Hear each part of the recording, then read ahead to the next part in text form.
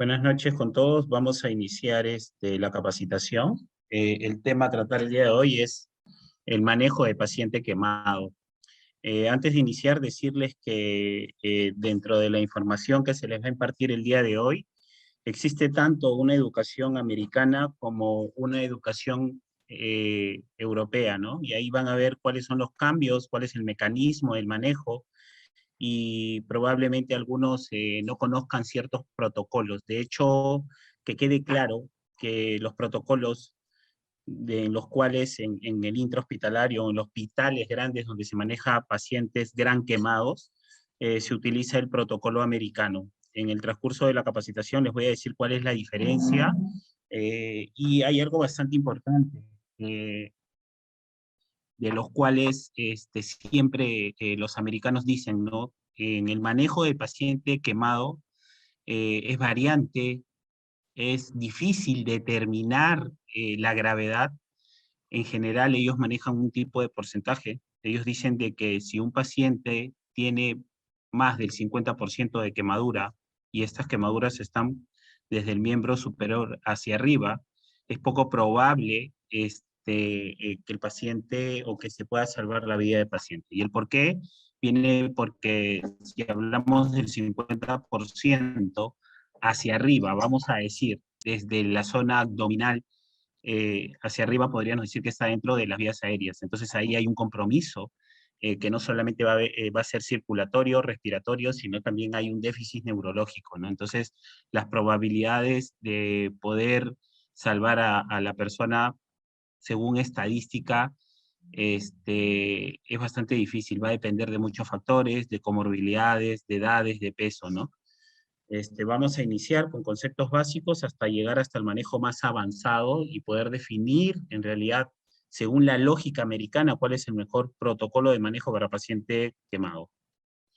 Lo primero, como siempre, indicarles que en base hacia lo que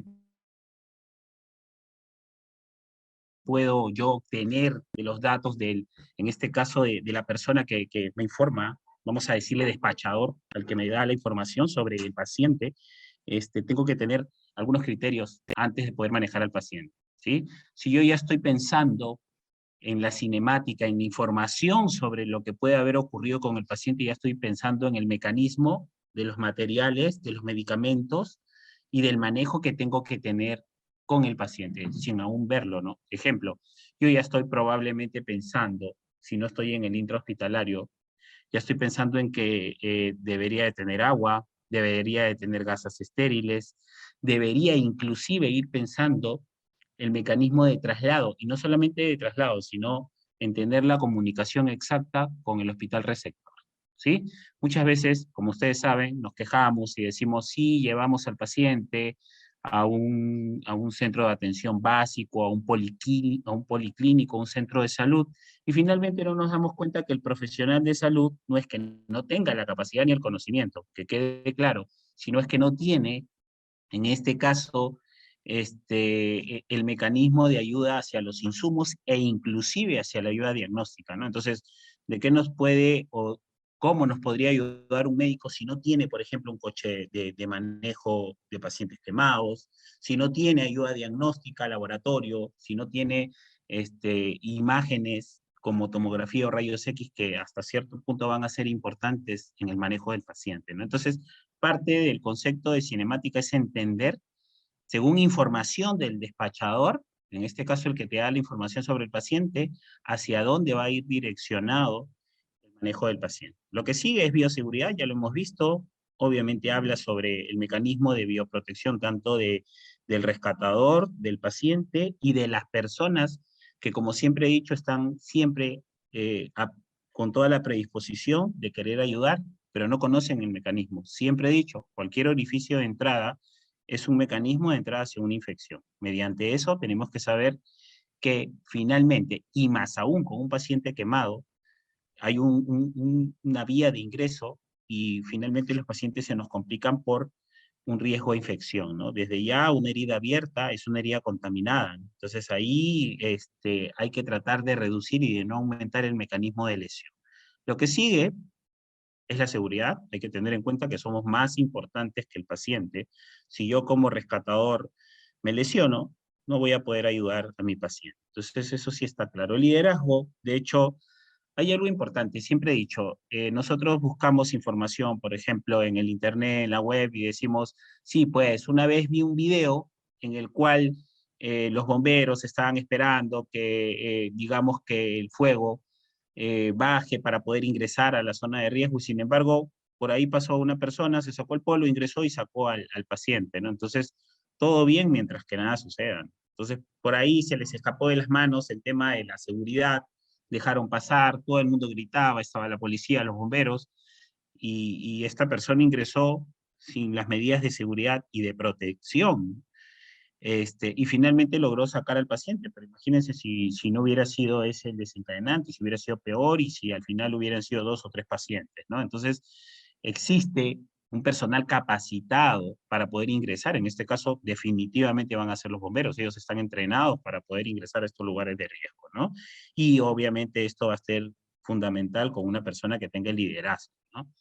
El enfoque y la evaluación, de hecho, algo importante, no podemos en un paciente quemado hasta cierto punto darle importancia a lo que parece impactante, ¿no? A veces, por ejemplo, el ejemplo que siempre he dado con este tipo de lesiones es que yo veo, por ejemplo, en la cavidad torácica o en la circunferencia torácica, a un paciente utilizando la regla de los 9, que lo vamos a ver más adelante, veo un porcentaje de un 25%.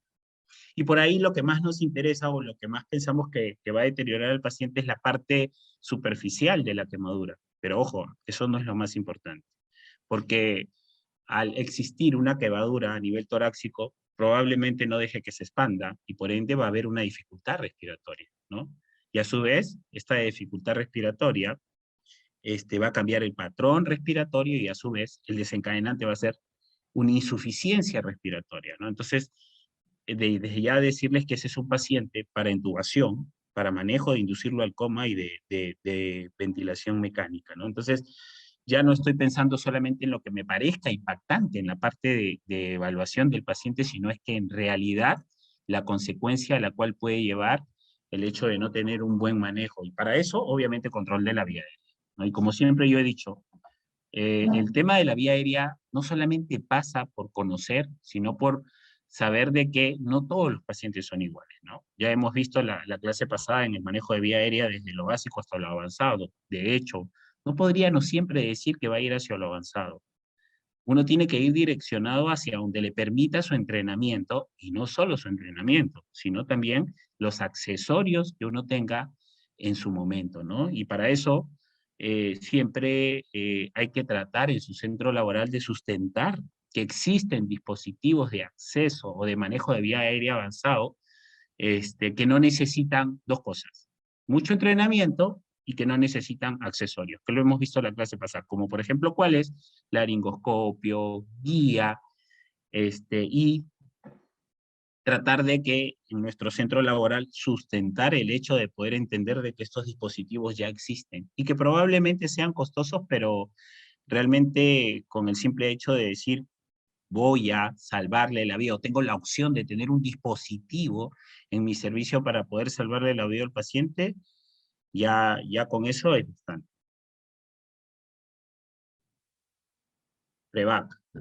Una de las cosas por las cuales los paramédicos europeos se vienen a entrenar acá en el Perú es porque, mm, desgraciadamente, y como yo siempre he dicho, no nos tenemos que enorgullecer de eso, de esa información, es que ellos saben de acá sí hay accidentes, de que acá sí hay un alto índice de pacientes quemados. Entonces, por eso se vienen a entrenar a los bomberos, porque de acuerdo a eso, no solamente se entrenan, sino sacan sus guías y sus protocolos de manejo. Entonces, ellos tienen algo muy importante, es el PREVAC, reducir que en este caso, la incidencia de accidentes reduzca, ¿no? Entonces, al reducir la incidencia de accidentes, por ende, o por consecuente, la cantidad de pacientes que se va a manejar va a ser mínima. Y es que es por eso que ellos se vienen a entrenar a países donde hay un alto índice de pacientes quemados, ¿no? Entonces, ¿qué es lo importante?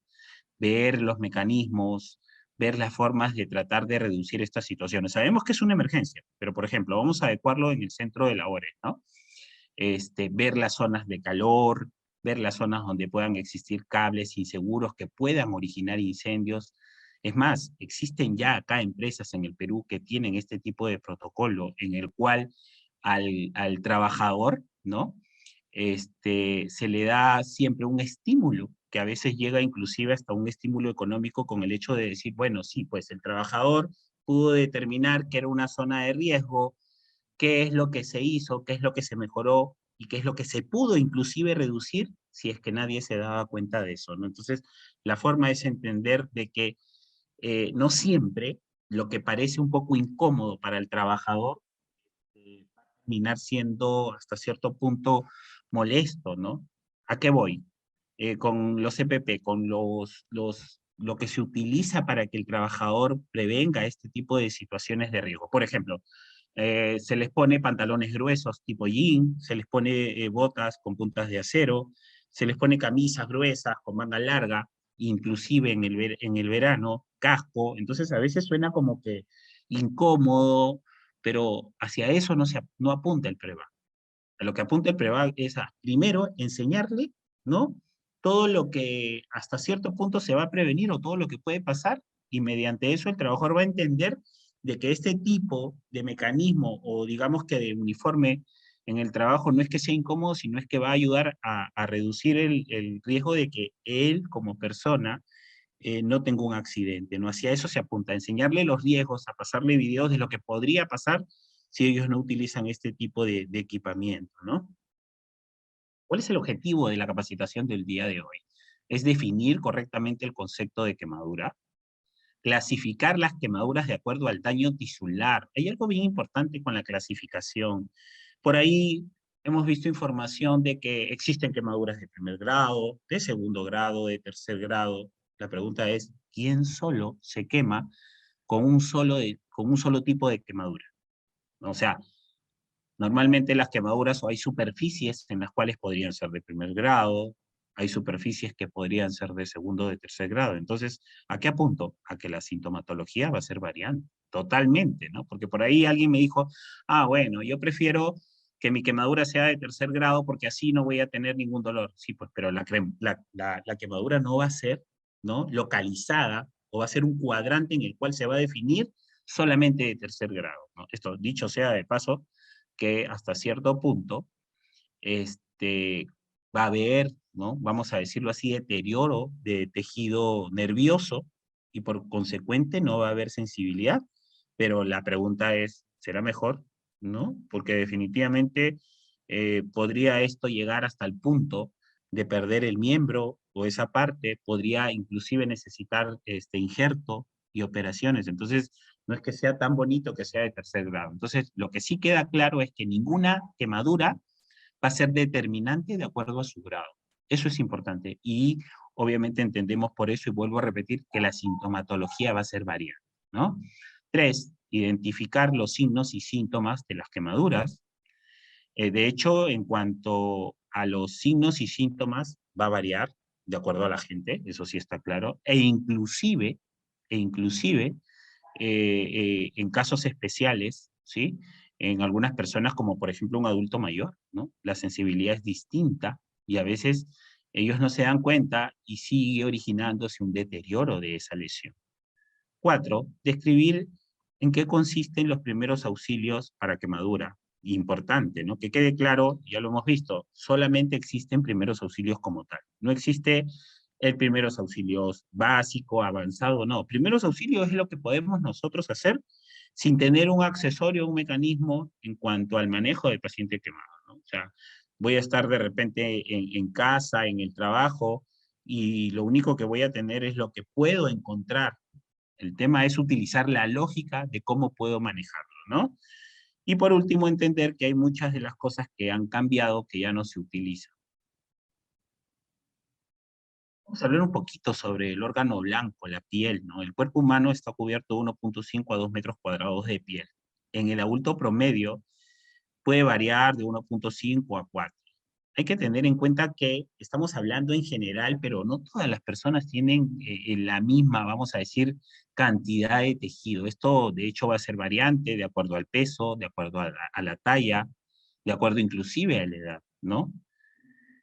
Y de hecho, esto lo hace expuesto ante un medio externo, convirtiéndose en la primera línea de defensa del organismo, ¿no? Tenemos las tres capas de la piel, la epidermis, la dermis, hipodermis, ¿no? O tejido subcutáneo. Concepto de quemadura.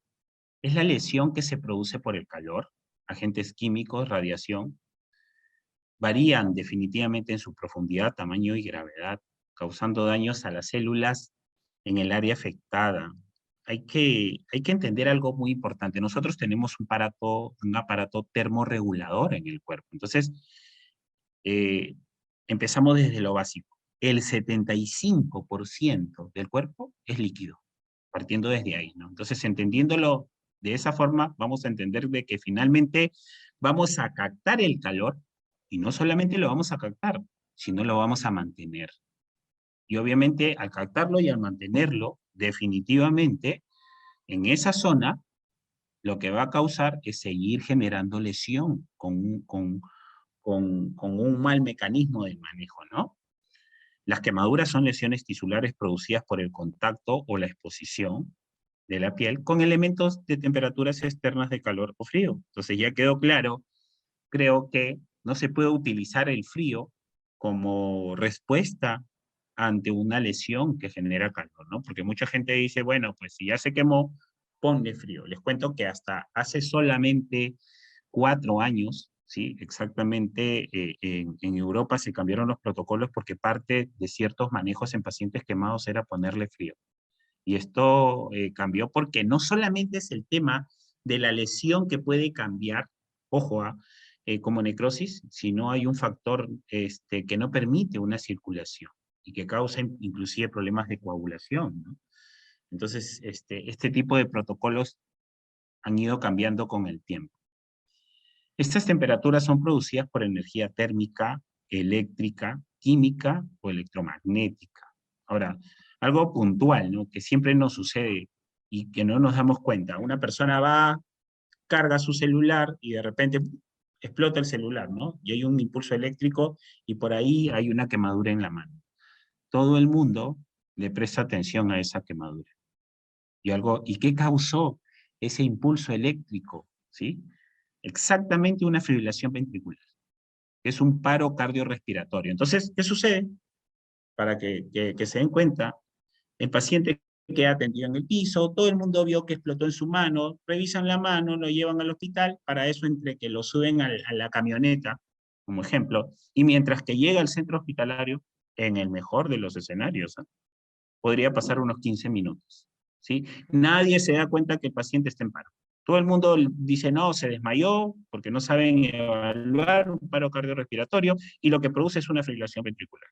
Para que en cuanto al mejor de los escenarios llegue a un centro hospitalario de 15 a 20 minutos, cosa que tampoco creo, a menos que esté cerca, lo que va a terminar pasando es que va a existir una fibrilación ventricular, que es un ritmo defibrilable, y que probablemente se pudo haber revertido en el primer minuto. Una de las cosas que yo siempre digo, que en una parada cardiorrespiratoria, las probabilidades de éxito en el primer minuto, con un reconocimiento precoz, y eso es un adelanto para cuando hagamos RCP, las probabilidades de éxito son del 98%, lo cual quiere decir que esas personas se hubiera salvado. ¿Y ustedes saben cuántos se mueren al día por quemaduras? ¿Sí? Hay personas acá en el Perú que se mueren por una fibrilación ventricular producida por un contacto o por una quemadura directa, obviamente con un sistema eléctrico. Es un aproximado entre 15 a 30 personas por día, o sea, imagínense, ¿no? Y finalmente se pudo prevenir con un buen entrenamiento con un RCP en el domicilio. Y eso lo vamos a ver cuando estemos en RCP.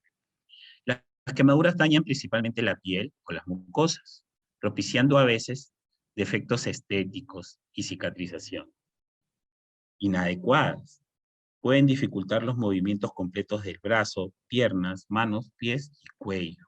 Y obviamente también hay un aspecto psicológico que de hecho es muy importante entenderlo. Primero uno como persona, imagínense que uno se queme la cara, los miembros superiores, y valgan verdades, ¿no? Los centros laborales son bastante juiciosos con el tema de poder contratar este tipo de trabajadores. Sí es cierto que hay entidades que lo hacen, pero son mínimas. O sea, hay que en realidad ser conscientes, ¿no? Que no es como en otros países que hay un porcentaje, hay un porcentaje alto, o sea, se les exige, en este caso al contratador, de que tengan un porcentaje por lo menos de un 30% de contratar a personas con algún tipo de discapacidad. Pero de hecho, eso acá en el Perú no se respeta y nadie lo controla. Entonces hay que ser conscientes con eso. Vamos a ver cuáles o con qué cosa nos podemos quemar. Miren, con líquidos. Según el estudio del PHTLS, les cuento, en cuanto a pacientes quemados, es la segunda causa de muertes en el Perú en pacientes pediátricos. Miren, ¿no? O sea, sí existe un alto índice. Es más, sabemos que tenemos un hospital, el Hospital San Juan de Dios y la Clínica San Juan de Dios, que obviamente maneja niños quemados. Imagínense la cantidad de niños hospitalizados. De hecho, ahora, esto sumado a que lo que no se da a conocer es la tasa de mortalidad de niños. Es la segunda causa. ¿Cuál es la primera? Trauma, accidentes de tránsito. Entonces, imagínense, ¿no? De algo que en casa se pudo prevenir. De hecho, nadie quiere que sus hijos se quemen. Eso sí está claro. Pero el tema es hasta qué o en qué momento te descuidaste si no te diste cuenta de esas cosas que son importantes. De hecho, existen miles de excusas que podríamos decir, ¿qué pasó? ¿Por qué dejaste el agua? La educación, ¿no? ¿Podrías educar a un niño menor de 2 años y decirle no te acerques? Sí, pues. A veces también criticamos y no vemos los espacios. O sea, existe gente que, pobre, que tiene en el mismo lugar donde duerme, está la cocina. Entonces, es difícil, pero el tema es tratar de reducir ese mecanismo de lesión, ¿no? Lo que sigue, obviamente, es fuego directo, el metal caliente y las quemaduras eléctricas, que de hecho, la consecuencia, como les dije, de una quemadura eléctrica, más allá de la lesión localizada en el contacto directo, es lo peor que puede pasar con una quemadura eléctrica, que en este caso es un paro cardiorrespiratorio que produce directamente una fibrilación ventricular, ¿no? Seguimos con las quemaduras. Tipos de quemaduras. Quemaduras térmicas, metales calientes, líquidos hirvientes, vapor, fuego.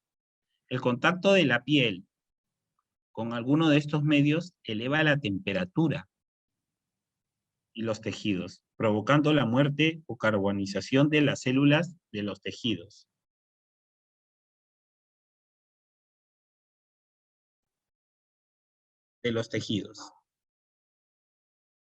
Quemaduras por radiación, exposición desmedida a los rayos ultravioletas de sol u otras radiaciones como los rayos X. Entonces, hay algo importante, ¿no? Muchas personas dicen, con el contexto COVID, no, cada vez que yo tengo fiebre, prefiero que tú me tomes una placa de rayos X. Que quede claro que este tipo de imágenes va a depender de costo-beneficio. O sea, es que no todos los pacientes que tengan COVID en este caso, se les tiene que tomar una imagen, ¿no? De hecho que no, definitivamente que no. Va a depender definitivamente de la sintomatología y no solamente de eso, sino también de lo que el médico crea conveniente.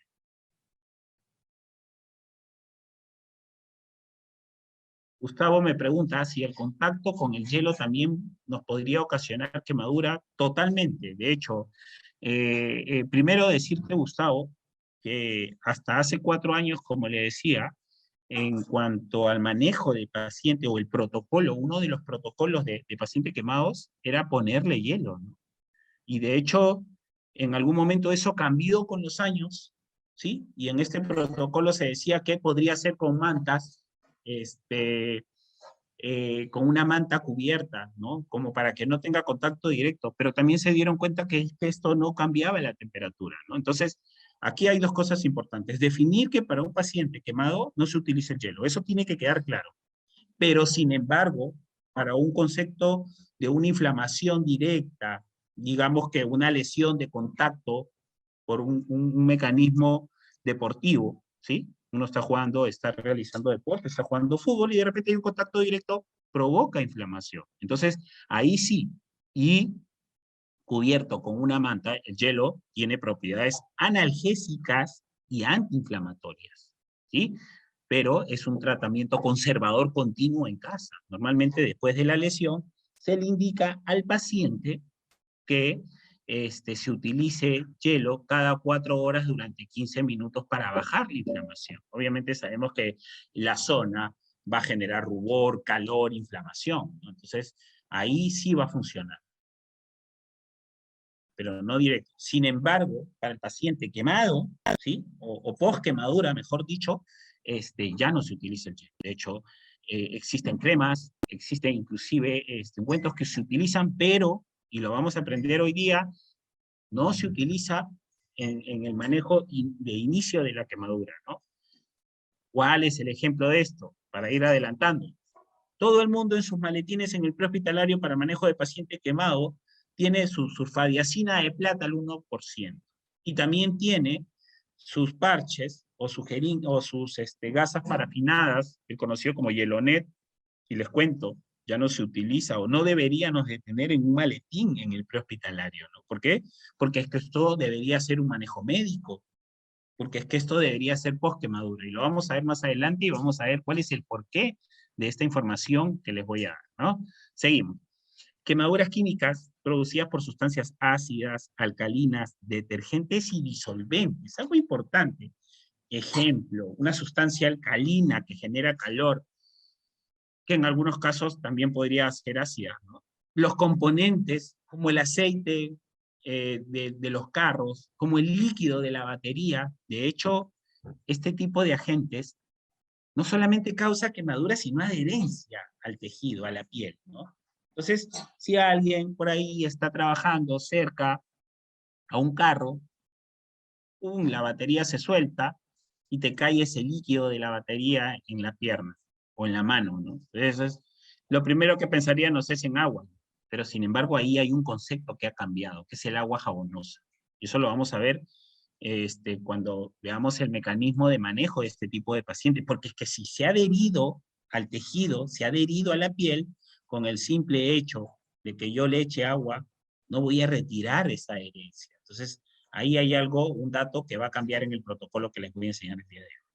Quemaduras eléctricas, la causa de estas es la corriente eléctrica, ya sea alterna o continua, de hecho, y definitivamente, y no solamente, ojo, es el tema de la quemadura, porque les decía que una quemadura eléctrica puede causar, puede causar un paro cardiorrespiratorio, pero no solo eso, que es que eso es la consecuencia, vamos a decir, final, ¿no?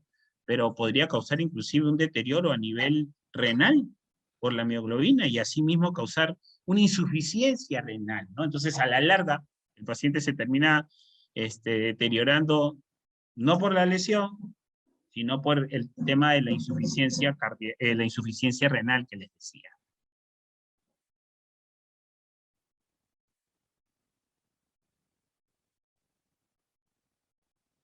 Bien. Las quemaduras son comúnmente, me hacen una pregunta, a ver,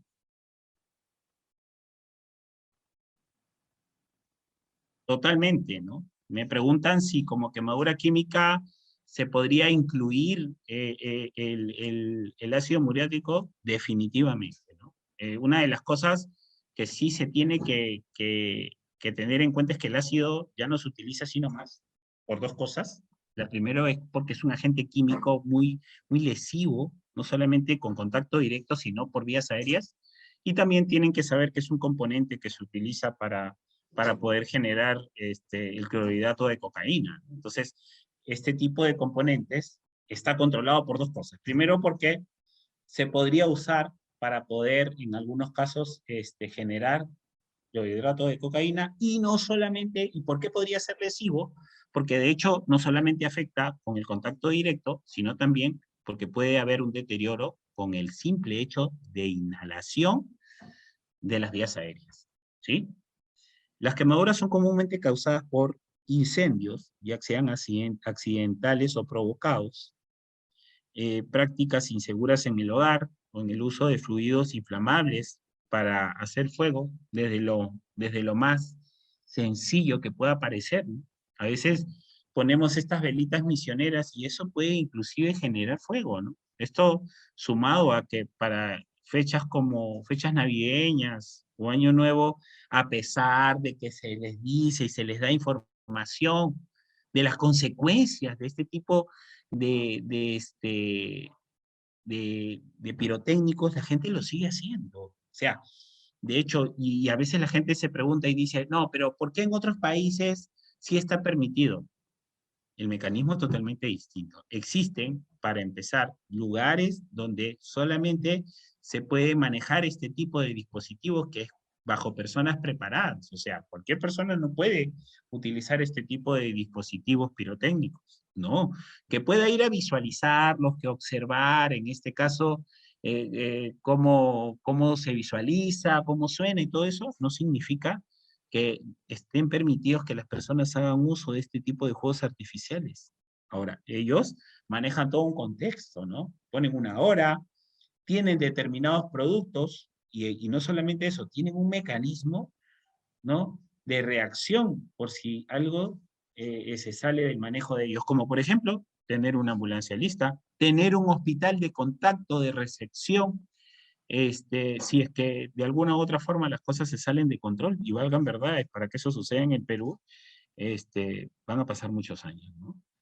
De hecho, la consecuencia va a ser de que desde la misma venta, ¿no? Porque todos los años, sin ir muy lejos, este año, aún estando en pandemia, hubo un incendio en el centro de Lima. Entonces, ni siquiera en un lugar donde se debería, sino donde se vende. Hay desgraciadamente, hay mucha informalidad con ese tema.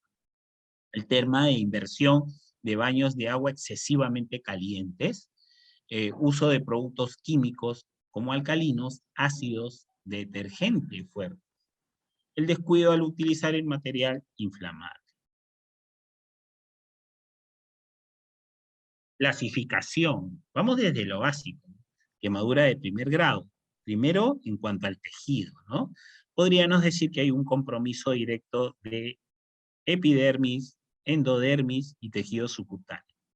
En cuanto a las de segundo grado, podríamos detener, sumado a eso, la dermis y la quemadura de tercer grado, sumado a eso, el músculo. Entonces, hay que tener en cuenta, como les dije, no se puede tener un cuadrante y decir que solamente va a generar lesión en esa zona y que la sintomatología va a ser de acuerdo a ese cuadrante. De hecho, con algunas excepciones, claro está, ¿no? Va a ser variante y va a tener superficies que tengan de primero, segundo, de tercer grado, ¿no?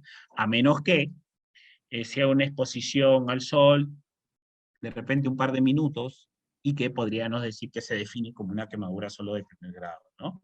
Bueno, podría pasar. Seguimos, pero ya con la sintomatología, y primero estamos hablando de lo básico, porque existen quemaduras inclusive de cuarto grado. De primer grado, ¿cuál es la sintomatología, no? ¿Qué es lo que causa en el tejido?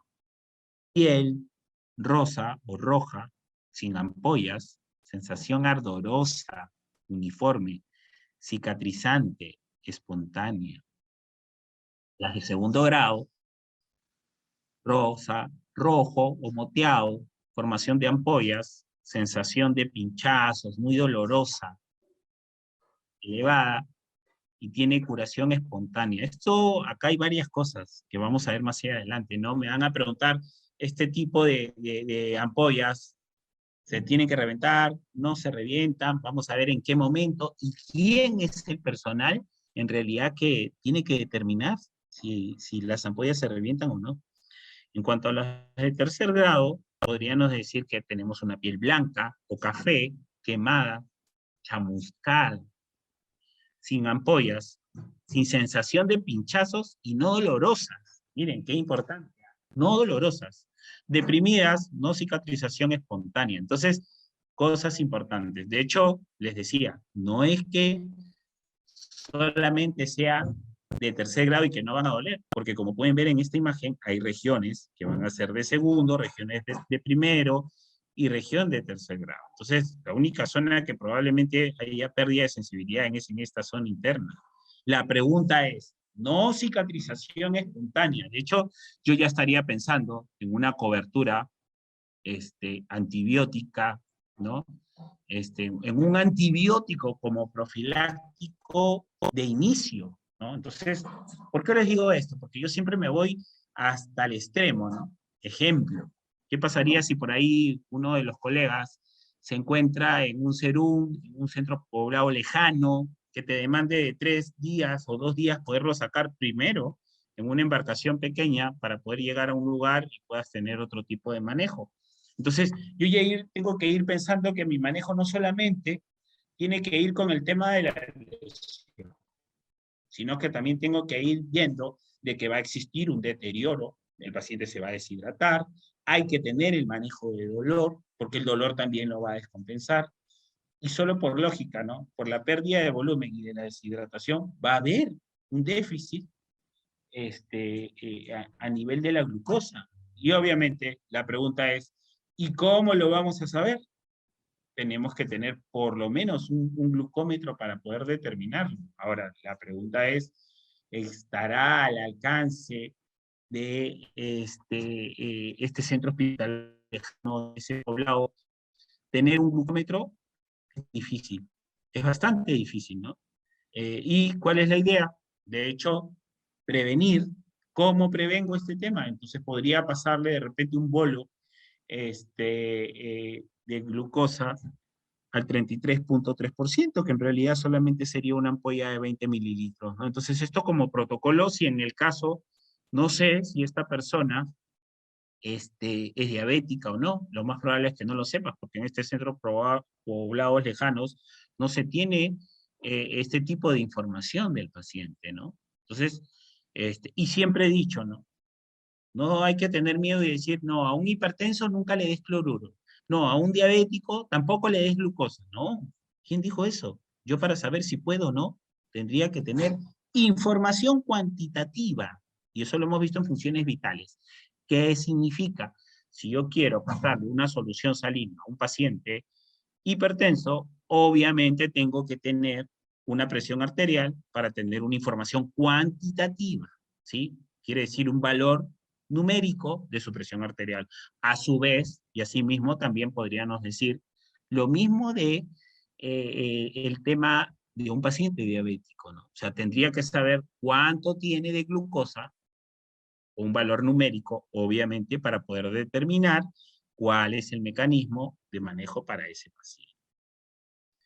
De acuerdo a la gente, podría ser solar, de hecho era lo que yo les decía. ¿Existe la posibilidad que podría ser de primer grado con un agente solar? Sí, con fuego directo, totalmente, y con agentes químicos o eléctricos. Acá varias cosas importantes. Yo les decía desde el principio, ¿no?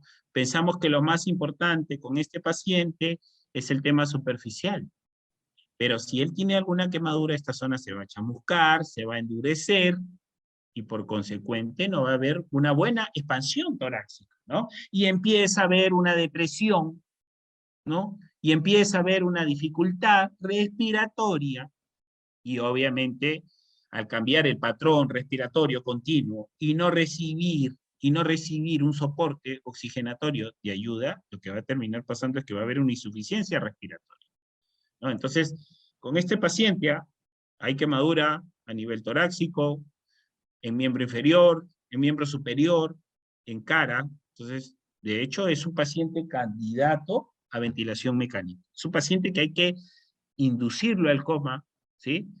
Entubarlo y ventilarlo. Ahora, la pregunta es, ¿qué pasaría si yo estoy en un centro poblado y tengo que demorarme 2 días para sacarlo, de repente un día, ¿no? El mejor de los escenarios, ¿no? Entonces, y la pregunta es, no tengo un ventilador mecánico, menos cuento con el entrenamiento para poder entubar, definitivamente. Pero entonces, ¿a qué apunto?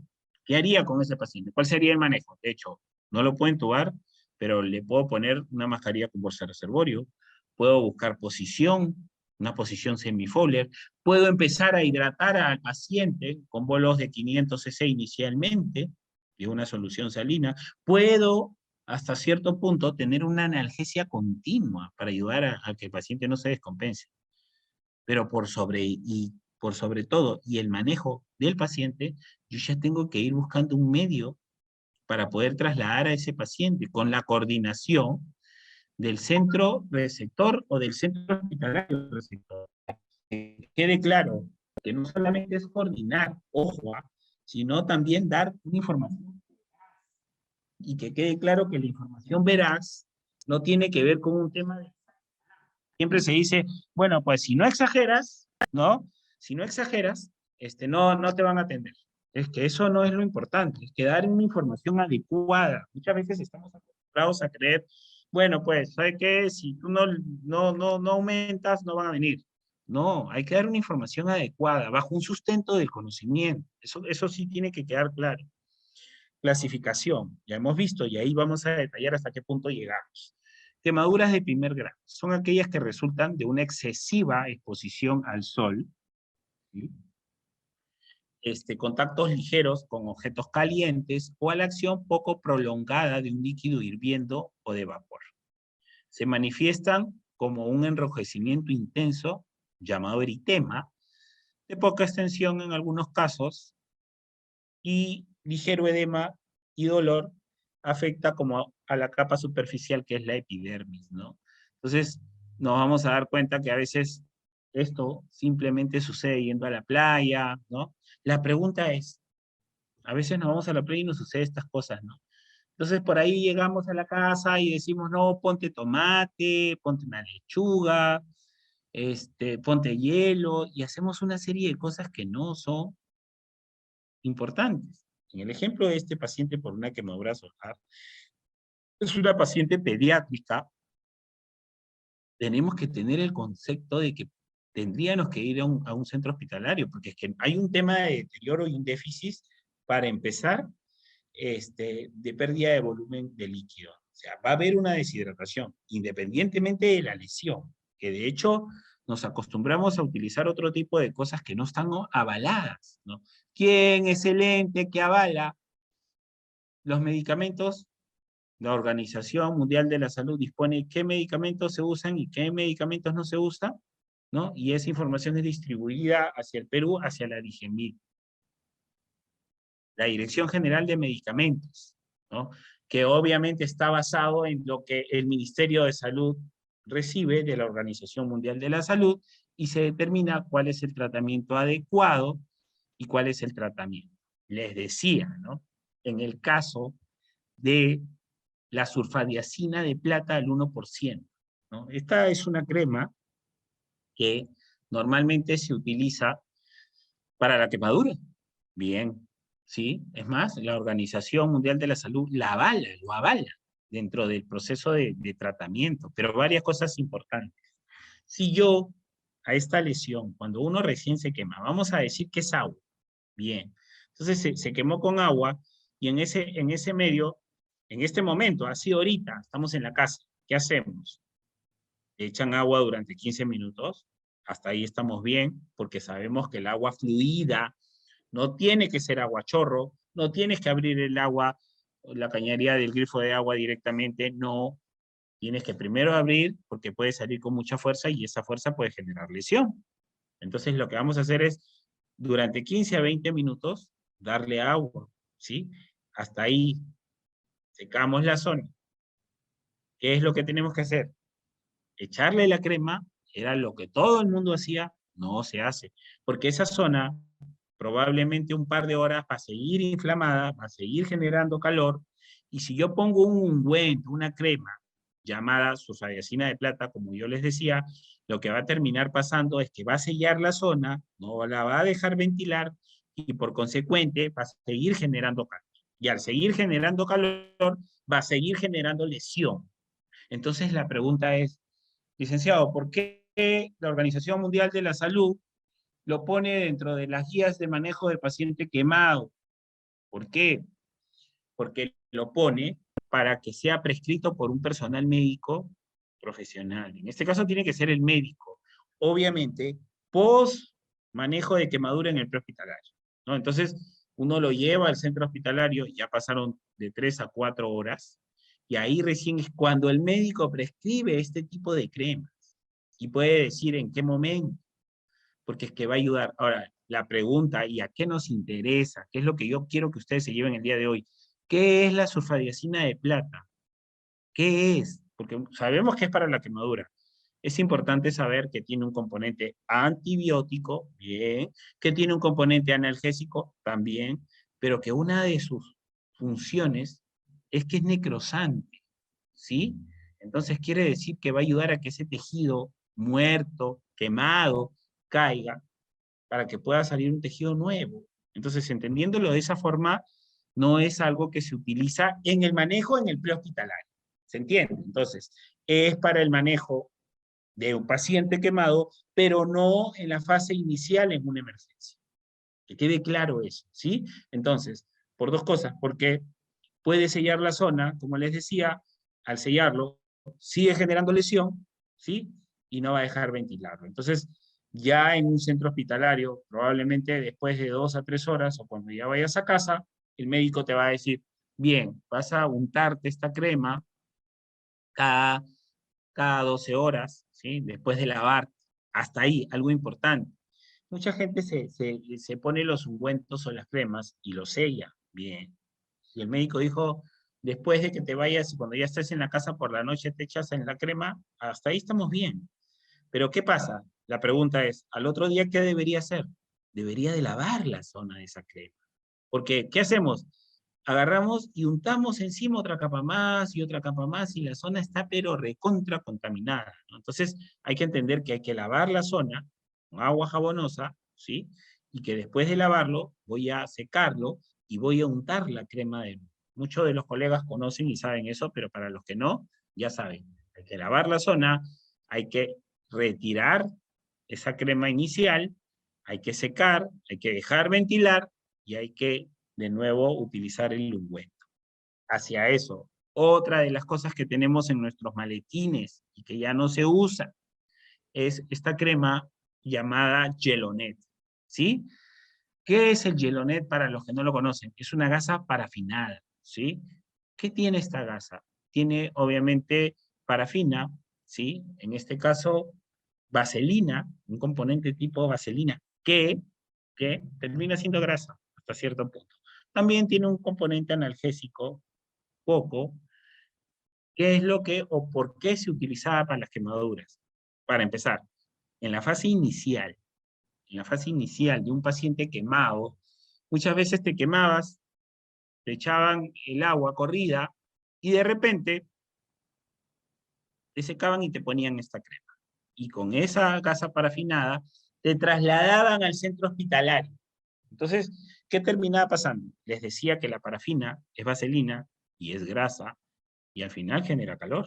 Y si yo pongo este tipo de gasa parafinada encima en una lesión inicial en el prehospitalario, lo que va a terminar pasando es que va a seguir generando calor.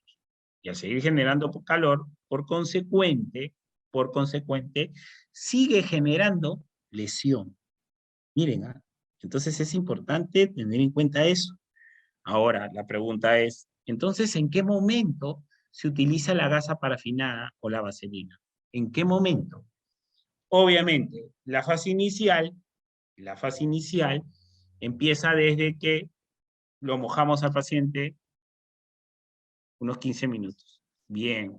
Y después de esos 15 minutos, lo seco y ya estoy pensando definitivamente en ponerle, o pensaba, o lo que hacía antes era ponerle esta gasa parafinada. No, porque como les decía, en la fase inicial hay un calor, un porcentaje alto de calor por la inflamación. Entonces, trasladamos al paciente al hospital o a la clínica y el médico evalúa y el médico va a mandar, digamos que sea de segundo grado, va a mandar que hayan curaciones diarias, ¿no? Entonces, estas curaciones diarias sí tienen que ir con gasa parafinada, de hecho, porque va a ayudar y va a facilitar el poder sacar y que la gasa no se adhiera. Entonces, en algunas quemaduras, el médico cree que por conveniente ponerle la gasa parafinada, pero no es en la fase inicial. Entonces, hasta ahí ya tenemos bien en claro que en la fase inicial no se debe usar ni la sulfadiazina de plata ni la gasa parafinada. Seguimos. ¿Qué es entonces lo que se tiene que hacer con este tipo de quemaduras? Se mojó, la sequé, la pregunta del millón. ¿Cómo debería trasladar al paciente? ¿Con una gasa húmeda o con una gasa seca? ¿Quién me puede responder esa pregunta, por favor? Obviamente, ya lo mojé durante 15 minutos. Yo llegué en la ambulancia, 15 minutos, lo sequé. ¿Cómo lo traslado hacia el hospital? ¿Con una gasa húmeda o con una gasa seca? Dime, Carolina, por favor. Con una gasa seca tiene Con que una ser. gasa seca, doctor, licenciado. Bien, de verdad que eso es bueno. Mucha gente hasta ahora piensa que debería ser con una gasa húmeda, ¿no? Varias cosas. Les cuento que yo tuve la oportunidad, como les decía, de tener entrenamiento europeo durante 2 años, y ellos tenían un muñeco que estaba controlado por un CPU, por una computadora, ¿no? Les cuento que este tipo de muñeco era una marca Ambu, y no solamente conocía y cambiaba las temperaturas de determinadas partes del cuerpo. Y entonces se podría dirigir la temperatura en ambos brazos, el aumento de temperatura en ambos brazos, ¿no? Y de hecho, cuando lo tocabas, se percibía el calor. Entonces, hicimos una vez dentro del entrenamiento, a un brazo le pusimos un apósito húmedo y al otro un apósito seco. Y nos dimos cuenta que el que aumentaba la temperatura, y obviamente al aumentar la temperatura seguía generando lesión, era con el apósito húmedo, ¿no? Entonces, quiere decir de que el apósito seco tiene menos posibilidades de seguir aumentando la temperatura y por consecuente seguir generando la lesión. ¿Hay alguien que tiene el audio prendido? John Aponte, por favor, ayúdame. Bien, gracias, John. Seguimos. Entonces, ahí les doy un ejemplo. Cuando estábamos pequeños y nos ponían un paño frío en la cabeza, en la zona axilar, ese paño salía caliente con vapor, ¿no? Entonces quiere decir de que, si bien es cierto, pueden haber unos minutos que enfría, pero finalmente capta el calor, empieza a existir algo que se llama vaporización y por ende sigue generando lesión. Entonces, en el esquema europeo y ya hasta hace poco, en el esquema americano, ya cambiaron los protocolos y de hecho, lo que se usa post quemadura en la fase inicial es una gasa seca. Creo que todos estamos claros con eso. Es algo que hay que tener claro porque no todos lo conocemos.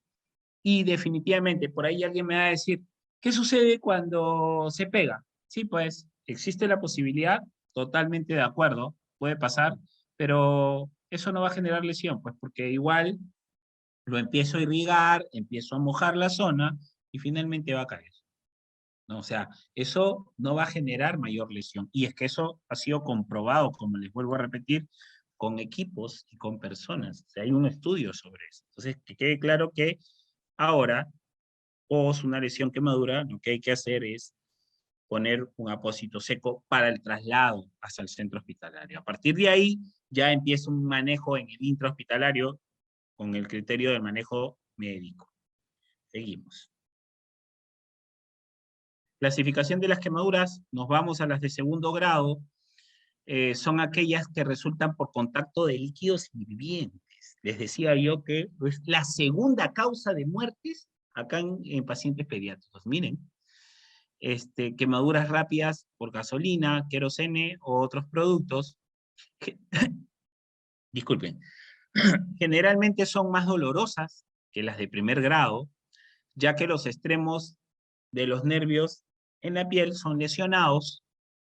Las señales más típicas son mayor profundidad del daño, en las que de primer grado, apariencia jaspeada, eritematosa, roja, aparición de ampollas de diversos tamaños, vesículas o flitemas, edema, apariencia húmeda en la superficie de la piel debido a la pérdida del plasma a través de la piel dañada. Hay varias cosas sobre eso. Siempre nos preguntamos, ¿se debería reventar la ampolla? ¿No se debería reventar la ampolla? Para empezar, de hecho, en un ámbito prehospitalario, no se debería de reventar, se debería cubrir más que con apósito seco, ¿sí? Si ustedes pueden ver, este paciente ya ha sido trasladado, y pueden ver las marcas de la gasa parafinada.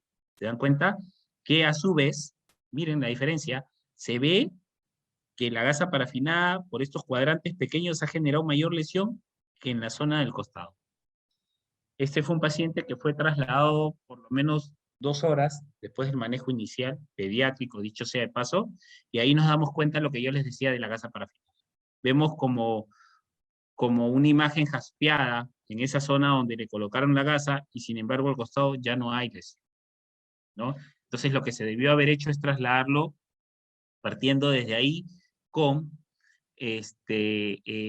la gasa seca. Hasta ahí. Preguntas. ¿Debería de reventarse la ampolla? No. ¿Quién tiene que hacer y decidir si se revientan o no? El médico. De hecho, en un ambiente hospitalario. Primero porque desde ya, si acá hay probabilidad, de hecho es una herida abierta contaminada, si yo abro esto, existe mayor posibilidad, ¿no? Aumento las posibilidades de contaminación directa, definitivamente. Entonces, no hay que abrir. ¿Y de qué depende? El médico decide según costo-beneficio si esas ampollas se revientan o no. Hasta ahí. Después de eso, lo que nos va a ayudar la sulfadecina de plata es a eliminar este tejido, a terminar de necrosarlo para que caiga. Para eso es la sulfadecina de plata. Entonces, acá hemos aprendido varias cosas. ¿En qué momento se utiliza la sulfadiazina? En un ámbito intrahospitalario con indicaciones médicas para que cause necrosis en esa zona de ese tejido y salga tejido vascularizado. Bien. ¿En qué momento se revientan las ampollas? En un ámbito hospitalario mediante un método de esterilidad y quirúrgico, totalmente, ¿no? Si son muy pequeñas, a veces los médicos creen que por conveniente dejarlos ahí y hacer evaluaciones continuas de esa herida. Y ahí sí se puede colocar la gasa parafinada para curaciones diarias, ¿no? Pero no en una fase inicial. Miren lo que provoca. Bien. Quemaduras de tercer grado. Pueden ser causadas por una llama, cuerpos candentes, ropa encendida, contacto con objetos calientes o electricidad.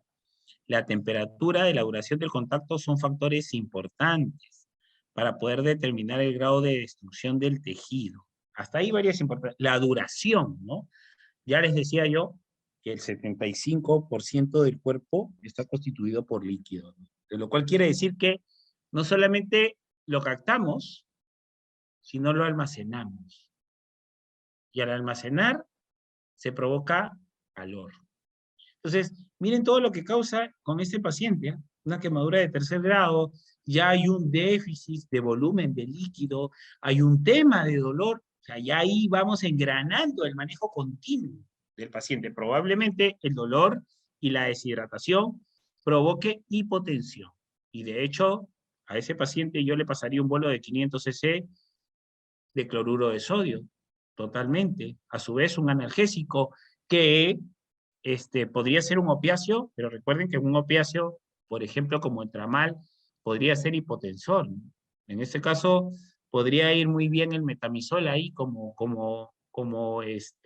analgésico. Recuerden que el metamizol tiene propiedades analgésicas. Otra de las cosas importantes y los enfermeros me podrán dar la razón, si bien es cierto, el metamizol es un antipirético por excelencia, también tiene funciones analgésicas, ¿sí? Ahora, generalmente funciona mucho mejor como antipirético cuando es intramuscular, a diferencia del metamizol, que funciona mejor como analgésico cuando es por vía endovenosa, ¿no? La pregunta es, ¿y qué pasaría si en algún momento es alérgico al metamizol? De hecho, hay opciones. El paracetamol endovenoso, que viene de 100 mililitros.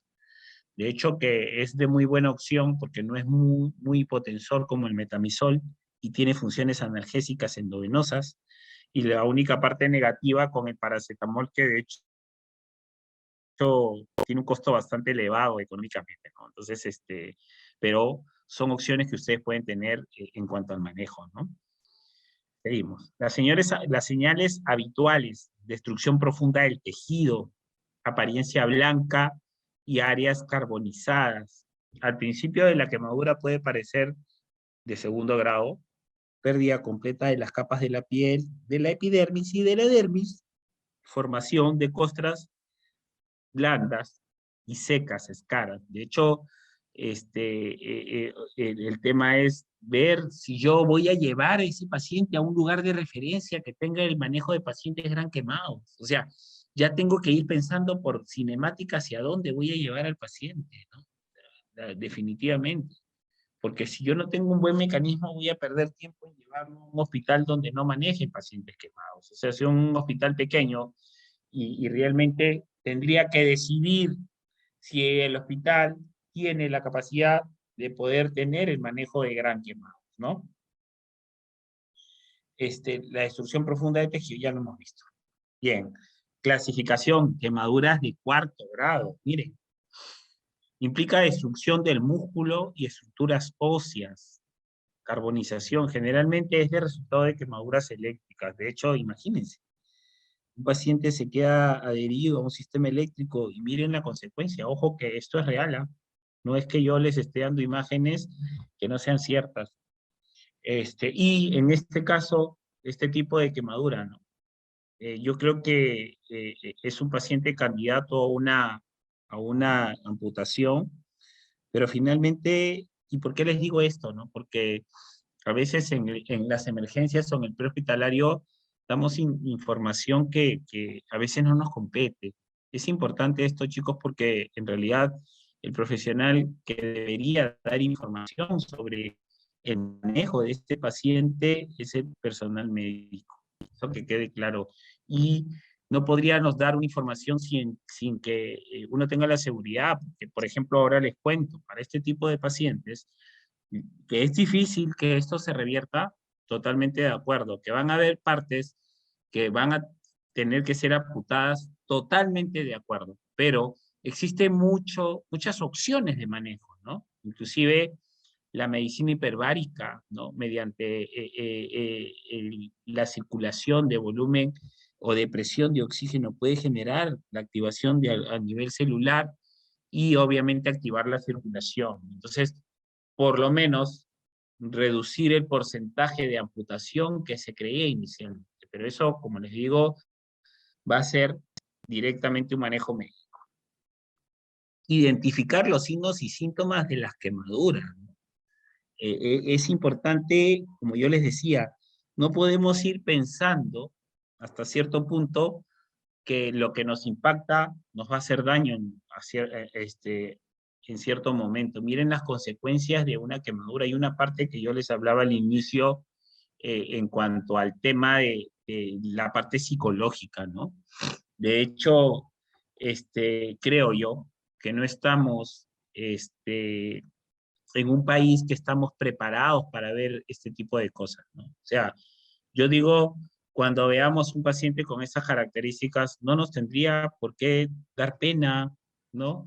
Sino creo yo que tendría que ser una motivación al hecho de que podríamos dirigir o dirigirnos a estas personas con el fin de hacerlas sentir que son tan iguales como nosotros, desde un medio pensante, desde un sistema neurológico a nivel cerebral, no tener que decir, mira, ellos no son diferentes a nosotros. Y hay que tener en claro, nadie quiere estar en este tipo de situaciones. Entonces hay un tema muy importante en la parte psicológica, porque es que en ese medio de la atención inicial, obviamente siempre uno se preocupa de la consecuencia de este tipo de lesiones, ¿no? Entonces, a veces no dejan que el personal, en este caso de la emergencia o el prehospitalario, le dé un buen manejo. Entonces, siempre hay que hacerle entender al paciente en el manejo inicial que es muy importante la ayuda o la colaboración del paciente, porque es que esto va a reducir la probabilidad de lesiones, ¿no? Siempre motivarlo a que eso apunte a un buen manejo. identificar los síntomas de las quemaduras, ¿no? Entonces, les pongo estas imágenes, son bastante duras, bastante difíciles, pero en este caso de este paciente está entubado, porque como yo les decía, varias cosas hasta ahí, ¿no? Hay un deterioro. Yo podría decir, con este caso, en el caso del paciente pediátrico, que inclusive podría ser del un 80%. Las posibilidades de que este niño se salve son casi nulas, valgan verdades, ¿no? Pero ha sucedido de que niños con este tipo de quemaduras han sobrevivido, entonces va a depender de muchos factores. Ahora, pregunto, ¿no? ¿Qué tendría que hacer con un niño si tiene estas características? ¿Lo voy a ayudar a mojar? ¿Lo voy a mojar por completo? Entonces, hay que tener en cuenta que la lesión hasta ahí ya está dada. Eso partiendo desde el principio. Ya se dio, ya causó lesión, ya tendría que ir pensando en que lo que más me interesa es lo superficial. No, ya va a haber un factor respiratorio, circulatorio, que se va a empezar a comprometer, va a haber falla renal. Entonces, con este tipo de pacientes ya tengo que ir pensando en conseguir una vía periférica y de que si existe la opción del manejo de vía aérea avanzado, sería la mejor opción para el paciente para poder trasladarlo en el prehospitalario. Ahora, de hecho, es fácil entubar a un paciente pediátrico totalmente, ¿no? Por una serie de cosas, desde las diferencias anatómicas en la vía aérea, ¿no? La parte de, por ejemplo, a diferencia de la parte cervical, es casi flotante en cuanto a las vías aéreas pediátricas, tienen la faringe más pequeña, o sea, hay una serie de cosas que hacen que la intubación sea mucho más difícil, y es que es por eso que algunos CAF de retención de los tubos pediátricos o neonatales no tienen CAF por el tema de sujeción y del tamaño.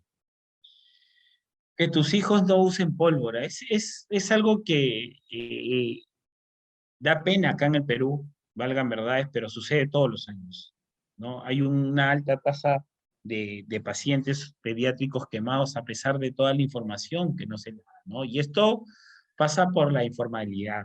A veces nos quejamos y decimos, no pasa nada, crees que no te va a pasar a ti. Y finalmente el descuido, ¿no? El descuido. Yo he podido evidenciar que mucha gente, mientras de repente está en una reunión, está festejando, sus hijos están en la calle y no se dan cuenta de este tipo de consecuencias, que en realidad ni siquiera son para uno mismo como adulto, sino para un niño. Por más sencillo que les parezca este tipo de dispositivos, finalmente en algún momento pueden prender la ropa, hasta estas chispitas que parecen sencillas, y causar este tipo de lesiones, ¿no? Que tus hijos no usen pólvora, ¿sí? Es preferible que no las usen, que no tengan el contacto, porque finalmente ya saben cuál es el desencadenante. La clasificación de las quemaduras según su extensión, la regla de los 9, ¿no? Existe la regla de los 9 para clasificar el porcentaje. Podríamos decir que la zona torácica tiene un 9%, la zona abdominal un 9%, y estamos hablando, ojo, de solamente la parte frontal. Los miembros superiores, 4.5 cada miembro superior, en este caso los brazos, cada pierna un 9%, la zona geniturinario 1% y la cabeza 4.5%. Estaríamos hablando que, contando la parte posterior, podríamos decir que en toda la cabeza hay un 9%, y así vamos bajando por la región interescapular o la zona de la espalda, 9%, la zona baja, 9%, ambos brazos, 4.5%, y así los pies. En general, si una persona tiene más del 50%, las probabilidades son bastante limitadas, ¿no? Extensión y ubicación de las quemaduras. En las quemaduras es importante tomar en cuenta la extensión de la superficie corporal, obviamente quemada, para lo cual nos auxiliaremos en la técnica de la regla de los 9, la cual nos ayuda a determinar la extensión de las quemaduras partiendo de la totalidad del cuerpo humano es un 100%. Antes de pasar al tratamiento de urgencia de las quemaduras, es conveniente saber que la gravedad de las mismas radica en su expansión y ubicación. Totalmente de acuerdo. O sea, yo ya les decía, si es que está en región torácica hacia arriba, ya empieza a haber un compromiso de las vías aéreas.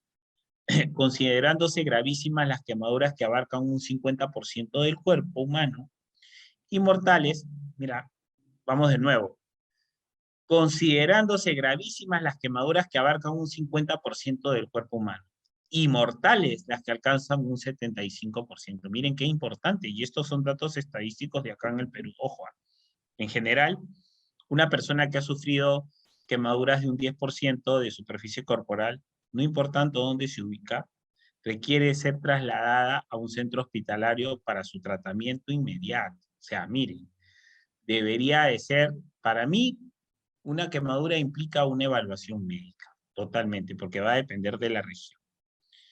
La palma cerrada de la mano de un paciente representa un 1% de superficie corporal, igual para todas las edades, ¿no? Este es un instrumento de evaluación rápido de la extensión en las quemaduras pequeñas en las salas de urgencia para el triaje en la escena del accidente. Entonces, hay varias cosas importantes. Saber de que el 50% ya abarcan algo que el paciente tiene una tendencia a ser crítico, y el 75% es casi mortal. Ya vamos al manejo, a lo que nos interesa, desde la parte básica en cuanto a primeros auxilios. El objetivo de los primeros auxilios para las quemaduras son, primero, aliviar el dolor, prevenir, obviamente, la contaminación, efectuar el tratamiento del shock. El shock ocurre cuando no hay suficiente suministro de sangre y oxígenos a sus órganos o tejidos. Puede causar baja presión y ser un peligro para la vida. El shock suele suceder con una lesión grave. Obtener asistencia médica.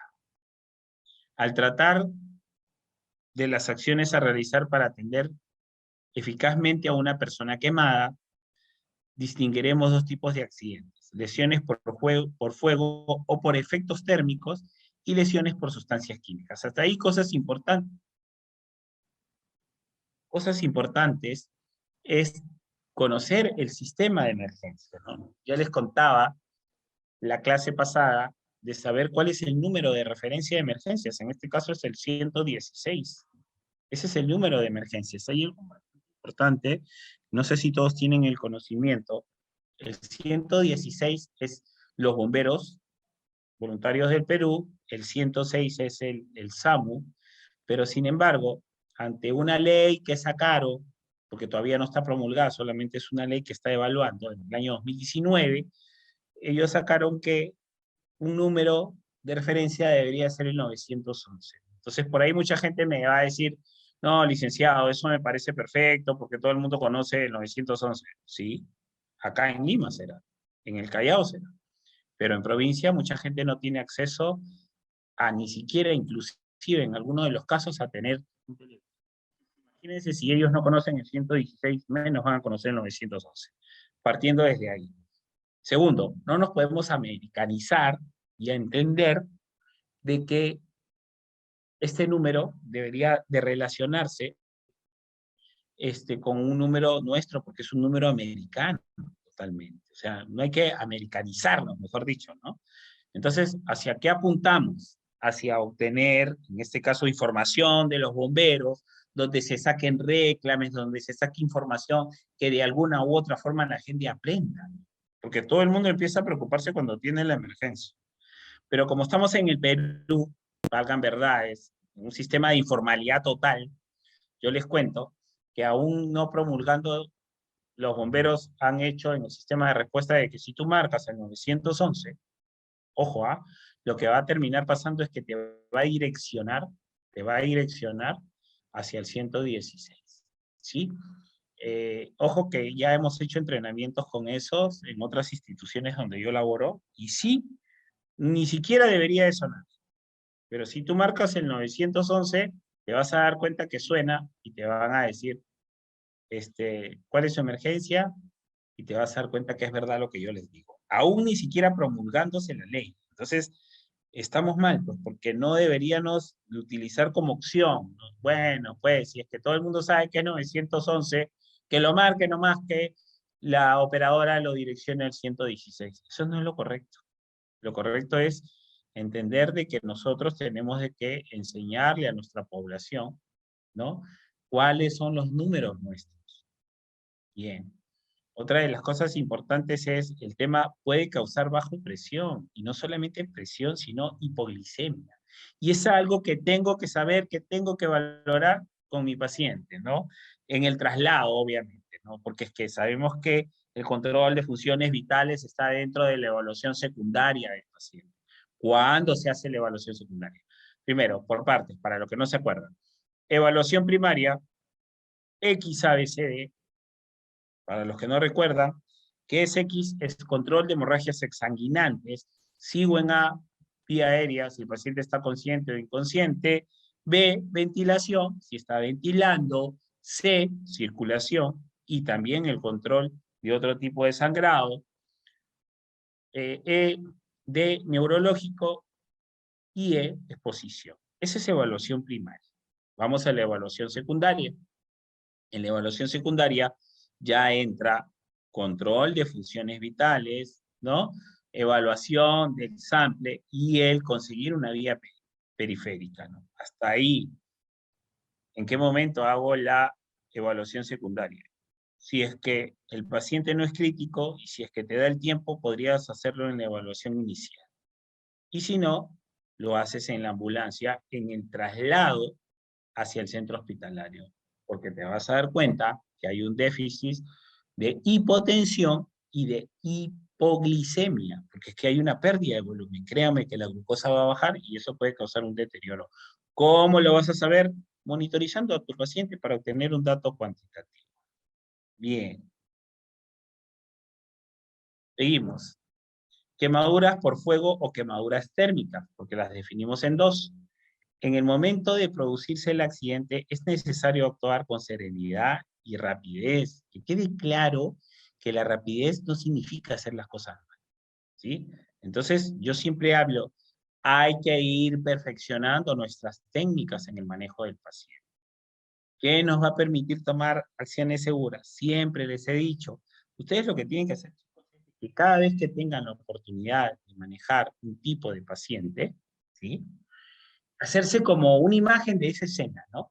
Y yo me voy a dar cuenta y después del manejo, porque es que nadie tiene un libro o una computadora en la cabeza, voy a decir qué hice bien, qué debería mejorar, qué técnicas debería utilizar, pero no las sé y tengo que entrenarme para aprenderlas, ¿no? Porque muchas veces dices, bueno, tengo el monitor desfibrilador en mi ambulancia, pero no sé cómo se usa. Entonces, finalmente, si no sé qué estoy esperando que me suceda, para recién ahí preguntar o hacerme la idea, o recibir una información vaga, cómo se maneja el desfibrilador, no, tengo que conocerlo, tengo que saber cuándo utilizarlo, cuándo no utilizarlo, ojo, porque todo el mundo en el RCP avanzado piensa que siempre se va a emitir una descarga con el paciente, que siempre se tiene que desfibrilar al paciente, y eso es totalmente falso. Y eso lo vamos a ver en el RCP. El hecho de que exista un desfibrilador externo automático llamado DEA, no significa que al paciente en paro siempre se le va a dar una descarga. Obviamente va a depender si es un ritmo desfibrilable o es un ritmo no desfibrilable. Si es desfibrilable, será pues corriente. Y si no es desfibrilable, será masaje cardíaco. O sea, y eso va a depender del tipo de paciente. Bien. Lo primero que debe hacerse es apartar el accidentado de las llamas o de la fuente de calor. Hasta ahí, chicos. Es importante que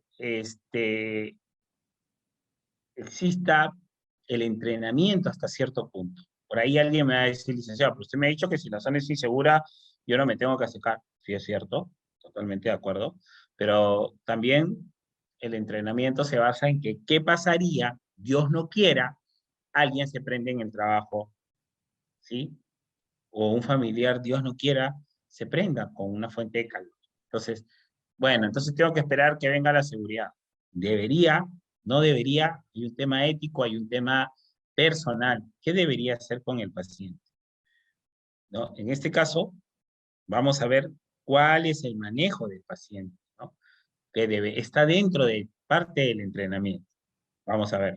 Si la causa es el fuego y las ropas de la víctima se queman, debe derribarlo para evitar que corra. Entonces tengo que tratar de derribar, en este caso, a la persona que está prendida hacia el piso, ¿ya? Ya que de lo contrario, solo conseguirá avivar la combustión. O sea, es que esto va a pasar en segundos, ¿sí?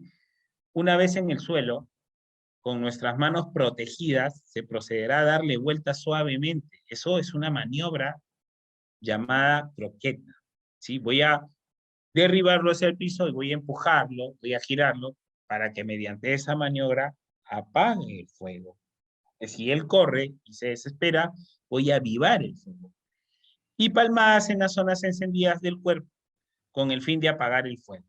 También puede mojar una frazada con agua, ya que el dulce o salado, o el agua de mar, al tirarla sobre la víctima de modo de apagar el fuego. Entonces, varias cosas, ¿no? Sí, pues yo siempre hablo del concepto de un rescatador entrenado, ¿sí? Sí existe un primer respondedor, a diferencia de un curso de primeros auxilios, nosotros hemos llevado la fase de primer respondedor, un field responder, americanamente, vamos a decirlo así. Uno tiene que estar entrenado para este tipo de situaciones. De hecho, sí existe la posibilidad de que te pongas en riesgo, totalmente de acuerdo. Eso sí está claro. Pero imagínense en el contexto de que Dios no quiere esté solo y eso suceda. No voy a esperar que venga alguien, ¿no? Si estoy entrenado, lo derribo. Y si lo derribo, le doy vueltas, ¿no? Y hago esta maniobra de la croqueta. Puedo utilizar también para ayudarme una frazada mojada, ¿no? Que puede ser totalmente agua dulce o agua salada si fuera cerca al mar. Una persona que esté acampando, que se prenda, esta sería una muy buena opción, ¿no? Entonces, y obviamente bajo un entrenamiento y control, porque existe mucha posibilidad de que tú también tengas contacto con las llamas.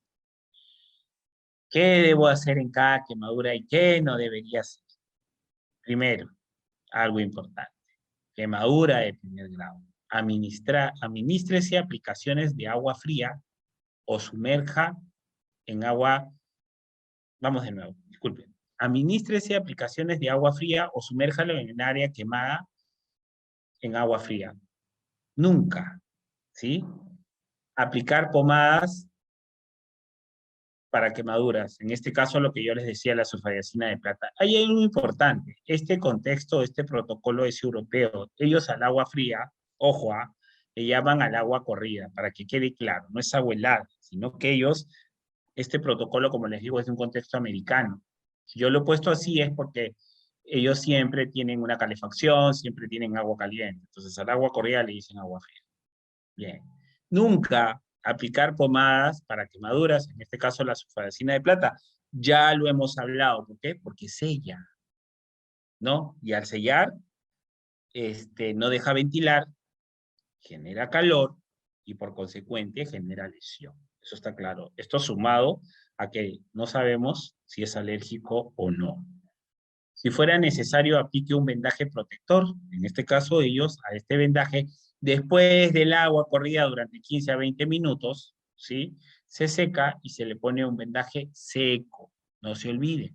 Las quemaduras de sol graves, cuando han sido en todo el cuerpo, deben recibir atención médica lo antes posible. O sea, porque es que no es que te vayas a bañar a tu casa y no pase nada. Es importante saber que hay un tema de deshidratación.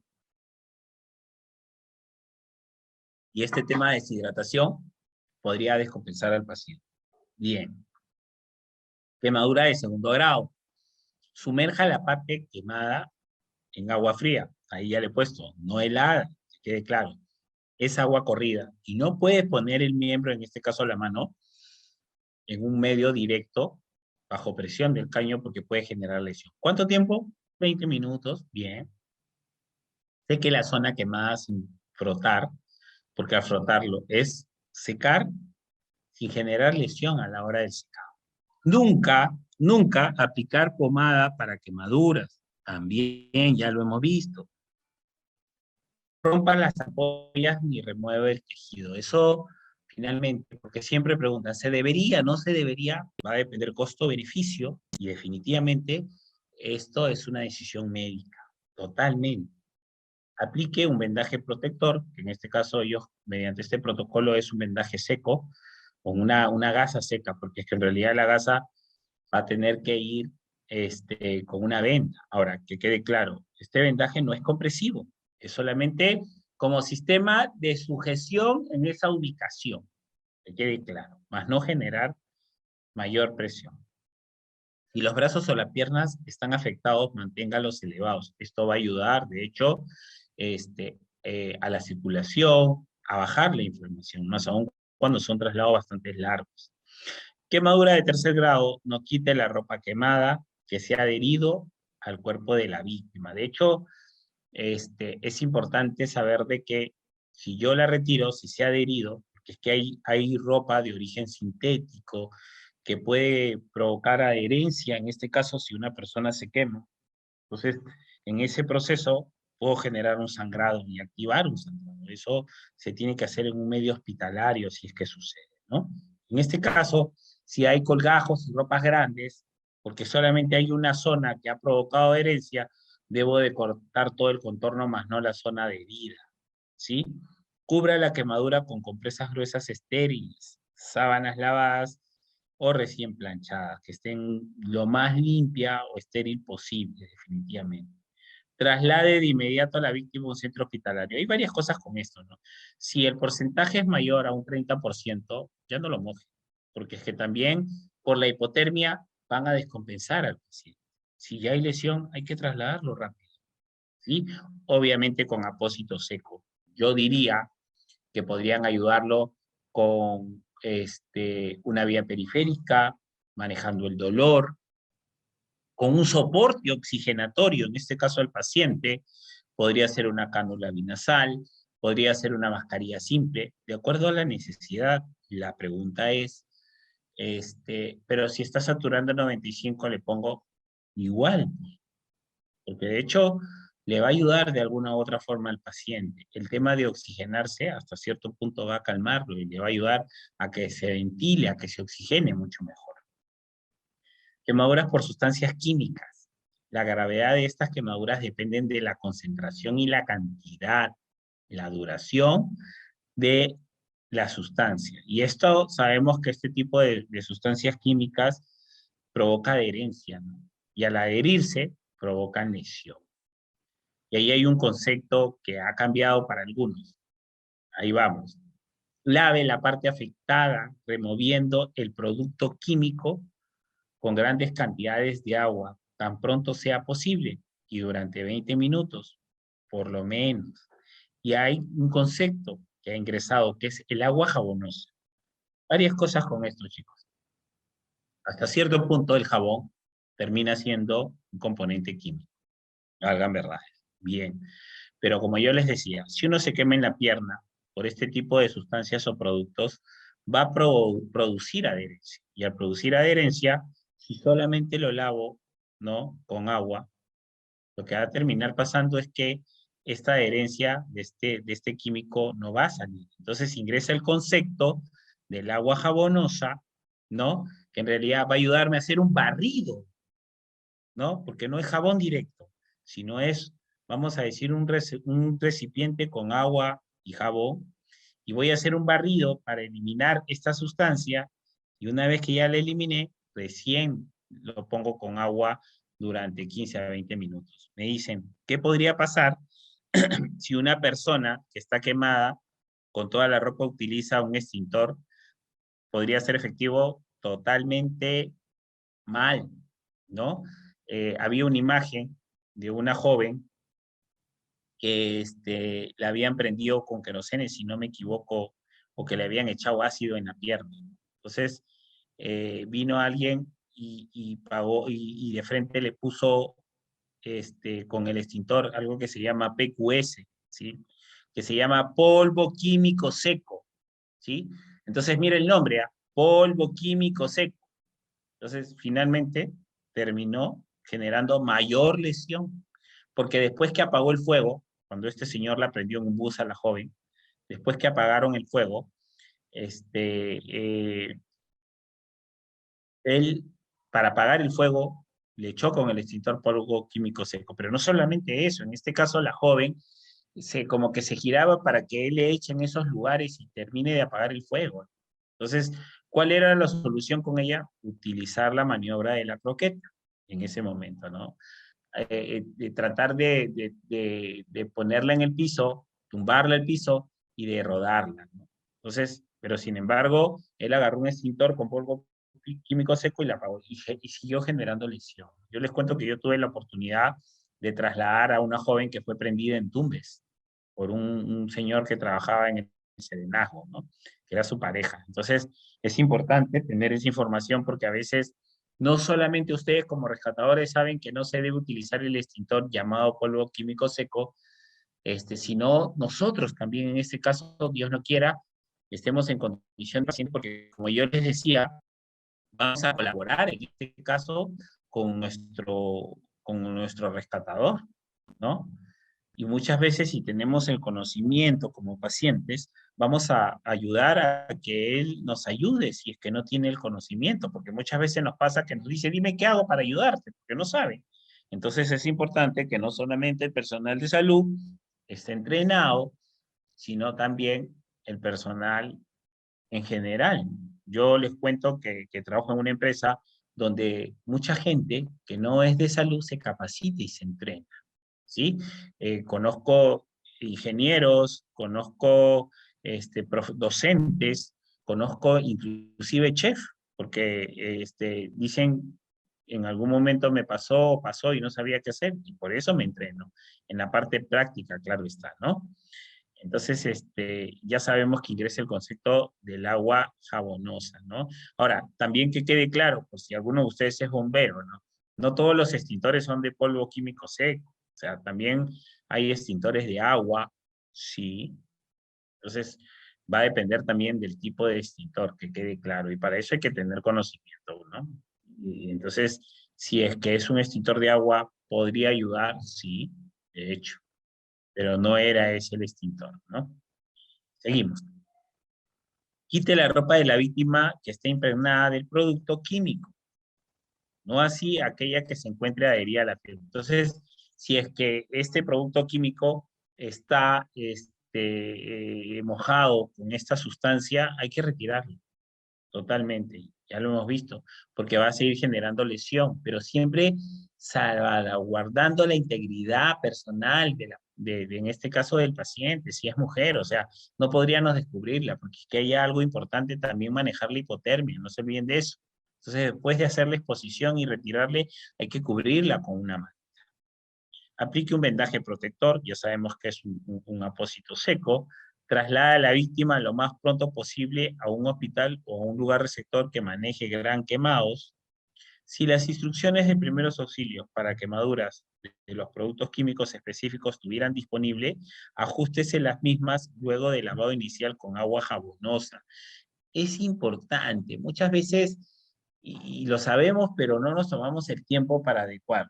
Cuando nosotros, por ejemplo, compramos una sustancia, como por ejemplo el ayudín, un líquido para limpiar ventanas, un tipo de desinfectante, siempre dentro de la información de lo que contiene, siempre de para qué sirve y cómo se tiene que manejar, tiene información el producto de qué hacer en el caso de emergencia, ¿no? Te dice echar agua, no echar agua, traslade, o sea, te da la información de lo que deberías de hacer. De hecho, si uno se toma el tiempo de leerlo y de ver qué debería o qué no debería hacer si pasa, y si no estás de acuerdo, tendrías que preguntarle al profesional médico para ver qué tan cierto es eso, porque no quiere decir que porque en este contenido, este frasco te diga que tienes que, por ejemplo, echarle cierta crema o darle algo, no necesariamente lo tienes que hacer, pero tómense el tiempo de leer según los productos químicos que ustedes utilizan generalmente para limpieza, cuáles son las contraindicaciones, inclusive no solamente con este tipo de químicos, sino a veces las cremas y todo, ¿no? En caso de intoxicación, lavarse bien con agua, ahí dice. Entonces hay que tomarnos el tiempo por estas cosas que realmente son importantes, que finalmente no sabemos cómo manejarlas en una situación de emergencia. Recomendaciones generales para el tratamiento de las quemaduras. Áreas. No sumerja un área extensamente quemada. Era lo que yo les decía por el tema de la hipotermia. Ni aplique agua helada. Esto sí está claro. No es agua helada, porque es que eso no va a ayudar. Si uno, por ejemplo, tiene una plancha caliente y le echa agua, va a haber una reacción. Y esa reacción genera lesión. Está claro sobre la misma, ya que el frío puede identificar la reacción del shock, ¿no? Entonces, si el paciente está chocado y tú cambias la temperatura por hipotermia, pasa, digamos, intensificar para que se produzca un shock. No aplique preparaciones antisépticas, aerosoles, pomadas o remedios, eso está claro. Mucha gente hoy en día utiliza crema dental, utiliza una serie de ungüentos que no son avalados. ¿Dónde dice que tengas que hacer ese tipo de cosas? Existen mucha información, muchas de las cosas que antiguamente se utilizaban, inclusive la orina, pero crean, esto no está avalado ante el Ministerio de Salud ni por la Organización Mundial de la Salud. No tiene un principio de que esto tenga un sustento teórico. Eso que quede claro, ¿no? Y muchas veces hacemos pensando en que vamos a ayudar al paciente, colocamos tomate, colocamos cebolla, y no nos damos cuenta que seguimos generando lesión. Por ahí alguien me va a decir, no, pero yo sí hice esto y finalmente mejoró. Bueno, qué bueno que pasó eso y no sucedió peor. Pero ustedes, si se dieran cuenta o si realmente viera cuál es el desencadenante o la lesión que puede dejar este tipo de malos conocimientos, imagínense. Si es que ese fuera el caso, y si es que también se podría usar eso, pues podrían venderlo y decir cremas dentales para el aseo bucal y también para el uso de quemaduras. Y en ningún lugar dice eso. Bien. No poner las zonas quemadas debajo de un grifo, ya que la presión de chorro podría aumentar las lesiones producidas. Era lo que yo les decía. Primero tienes que abrir el caño o el grifo y recién poner la mano. Pero no es que bajo presión, porque eso puede generar lesión, más aún con zonas que sean de segundo grado con ampollas. Es importante saber que en una persona quemada inciden una serie de tensiones emocionales que alteran el estado nervioso del accidentado totalmente, por el dolor, por lo que le va a pasar, por cómo va a quedar, ¿no? Se preocupa por las repercusiones estéticas que sufrirá. En consecuencia, debemos proceder inteligentemente, con mucho cuidado. Debemos de hablarle con suavidad y afecto. Muchas veces se dice que la emergencia tiene que ser agresivo, sí, claro, pero hay un aspecto psicológico y va a depender de cada persona y de la situación. No hay un libro específico que te diga cómo tienes que manejar cada tipo de paciente, cómo tienes que hablarle a cada tipo de paciente. Eso va a depender de una evaluación rápida en la que tú veas cómo es tu paciente y si las circunstancias lo ameritan, ¿no? Debemos de hablarle con suavidad, afecto. Esto ayudará mucho a mejorar el estado general en casos de quemaduras muy extensas. Ya es de por sí un trastorno totalmente. Recomendaciones generales para el tratamiento de las quemaduras. Si la asistencia médica o el personal idóneo de la ambulancia no llegara al lugar del hecho, esto es algo que en realidad, que quede claro, se los voy a decir para conocimiento, pero ojo, no es algo que se maneja en el Perú. Es algo que se utiliza en Europa para algunos pacientes quemados y en algunas zonas lejanas. Que quede claro que hay ciertos puntos, ojo, estoy repitiendo esto, hay ciertos lugares condicionados, ¿ya? A poder tener una atención rápida, ¿no? Hay poblados lejanos, que no quiere decir que sean pobres, pero gente que vive lejos y son opciones que ellos utilizan en el manejo de las quemaduras, ¿no? Y ellos les explican a los europeos cómo hacerlo, en este caso, en ese lugar lejano hasta que llegue una ambulancia. Dice, si la ambulancia no llegara al lugar del hecho en 1 hora o más, o si la víctima está consciente o no vomita. ¿Alguien me ha hecho una pregunta? Disculpen. Seguimos. Suministre una solución de sal yodada, una cucharada de sal, una cucharadita de bicarbonato de sodio, a 1 litro de agua, ni caliente ni fría. Y esto va a ser para que el paciente se rehidrate. Los adultos mayores, medio vaso, una solución de 15 minutos, ¿no? Entonces, si se producen vómitos, suspenda los líquidos inmediatamente. Bien. Manejo. Remover al paciente del lugar del accidente. Retirar los anillos y las pulseras que queden sobre el área afectada antes de que se inflamen. Definitivamente a veces no nos damos cuenta que el área afectada está en ciertos lugares y probablemente se inflamen y después para sacarlo va a ser un problema, ¿no? No quitar las prendas quemadas, adheridas. Bajar la temperatura de la piel en agua por unos 15 a 20 minutos. Prevenir la hipotermia. Aplicar gasas estériles para prevenir la infección. No aplique pomadas y o ungüentos. Eso está claro. Bien. Esto es algo importante, que mucha gente no se da cuenta y a veces piensa que el paciente está estable. Podríamos decir que este tipo de pacientes tiene una quemadura que aparentemente es superficial. Si una persona tiene este tipo de quemadura, tipo carbonácea en la boca, y tiene quemadas las pestañas y las cejas, si es así, y ha sido inclusive por un fogonazo que no ha sido fuego directo, imagínense cómo va a estar por inhalación las vías aéreas bajas, ¿no? Entonces, es importante, si un paciente tiene estas características, hay que tener en cuenta de que tiene que haber un manejo de las vías aéreas avanzadas, totalmente. Porque si no, lo que va a terminar pasando es que el paciente se va a comprometer y va a haber un déficit. Ahora, la pregunta es, ¿en qué momento saber que el paciente se va a descompensar? Yo no sé en qué momento, ¿no? Pero este es un criterio de intubación con el paciente. Este es un criterio de manejo de vía aérea avanzado, totalmente, ¿no? Porque el paciente te puede decir que está consciente, que no hay problema, pero si el déficit superficial o si ustedes notan estos signos, imagínense cómo estarán las vías aéreas bajas, ¿no? Signos de quemadura de la vía aérea.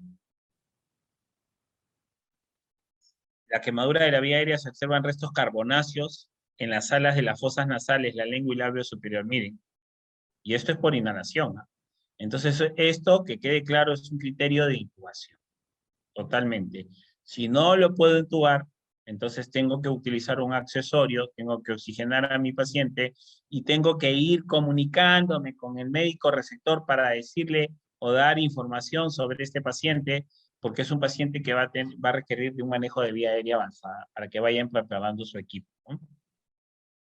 Maneje la vía aérea precozmente, es importante, recuerden. Si se observa restos carbonáceos en las alas de las fosas nasales, lengua o labio superior, así como lo ven, maneje la vía aérea precozmente, ¿sí? Intubación.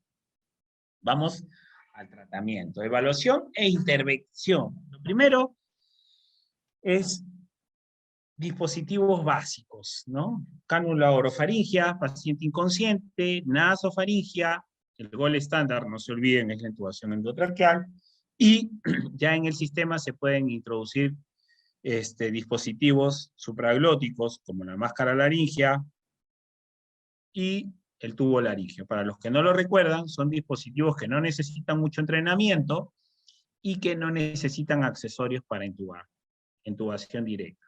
No se olviden que estos dispositivos tienen los números del peso del paciente y la cantidad del CAF, la cantidad que se tiene que insuflar el CAF. Hasta ahí. Si este CAF, para los que no lo recuerdan, dice que tiene que ser insuflado, por ejemplo, con 30 centímetros cúbicos de aire, va a depender de cada paciente, porque recuerden que anatómicamente e internamente no todos son iguales. Y al no ser iguales, finalmente no podemos forzar si es que existe hasta cierto punto de retención. Denme un segundo porque la batería está que se me va. Disculpen.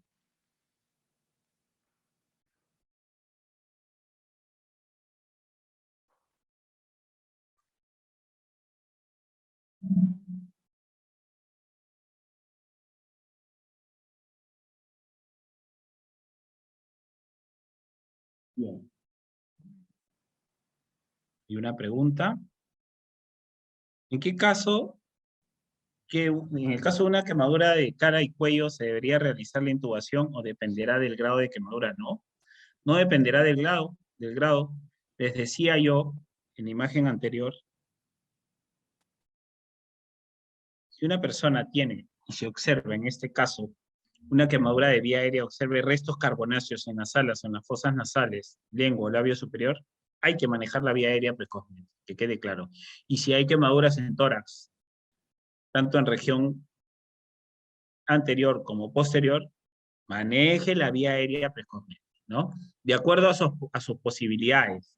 Les decía que estos CAF van a depender de cada persona. Si dice el mismo tubo que tiene que ser insuflado 30 cc, no tiene que ser 30 cc si existe retención a la hora de insuflar el CAF. Que quede claro que va a depender el dispositivo desde los más básicos hasta lo más avanzado y de acuerdo al entrenamiento de cada uno. Pero el gol estándar es la intubación endotraqueal. Eso que quede claro. B, va a depender cómo vayas avanzando para poder ventilar a tu paciente. Desde una cánula binasal, una máscara de Venturi, una máscara de reservorio. En este caso, siempre mantener una saturación mayor o igual al 95%. O una capnografía, para los que no se acuerdan, es el nivel de exhalación de CO2, ¿sí? Que debería fluctuar entre 35 a 40, hay teorías que dicen 45. Hay que recordar que, por sobre todo, si hay una frecuencia respiratoria menor, ojo, ya menor a 8, yo lo debería ventilar con BBM. Si hay una frecuencia respiratoria mayor a 30, lo debería de ventilar con BBM. ¿Qué es BBM? Dispositivo bolsa, válvula, máscara. Bolsa, válvula, máscara. No se olviden. ¿A cuánto? A 15 litros. Bien. Hay que observar la piel, la temperatura, el color, el llenado capilar, no más de 2 segundos. Hay que observar el pulso, la frecuencia y la calidad. Valore oportunamente. Esto es una lesión distractora, recuerden. Este paciente ya tiene un deterioro interno, porque probablemente lo que nos importa es lo superficial y eso no lo va a matar. Lo que lo va a matar es lo que está sucediendo internamente. Obtener un acceso vascular periférico, que quede claro, que la única vía, ¿sí?, que puede hasta cierto punto tener, hasta cierto punto no, va a tener la misma función en el prehospitalario, es la vía intraósea. ¿Sí? Eso está claro. Bajo los mismos conceptos de volúmenes, de reconstitución, inclusive hasta pasar sangre, para corregir los trastornos hidroeléctricos de los quemados, administración de medicamentos y soluciones parenterales. No se olviden. Manejo. Cubra con gases apósitos secos, recuerden. Evite la hipotermia después de la quemadura, porque generalmente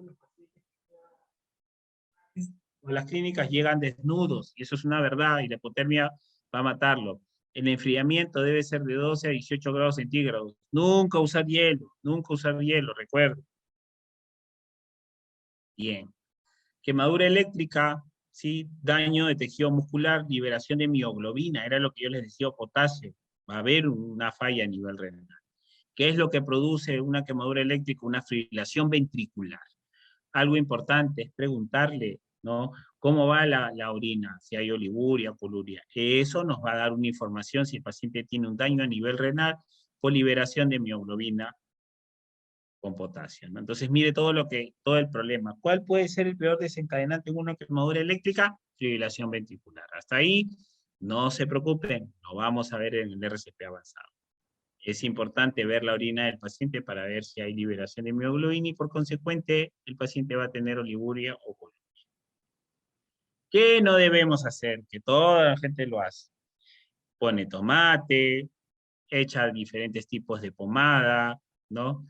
agua, chorro profundo directamente y fría, ¿no? Ungüentos, cremas dentales, nada de esto. Y nada de esto está avalado ahora, para que quede claro.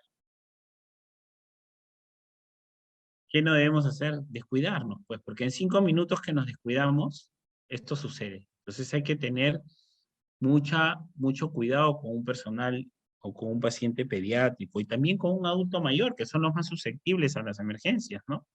De hecho, ahora con el tema del celular, a veces nos estamos preocupando más por el celular. Hace poco vi una joven que salió que cruzaba viendo su celular y el tren se la llevó y luego nos quejamos. Entonces hay que prevenir ese tipo de situaciones. Bien, chicos, esto es en cuanto al contexto de paciente quemado. Si hay alguna pregunta, sin ningún problema puede prender su audio y hacerlo, si no escribirlo por el chat.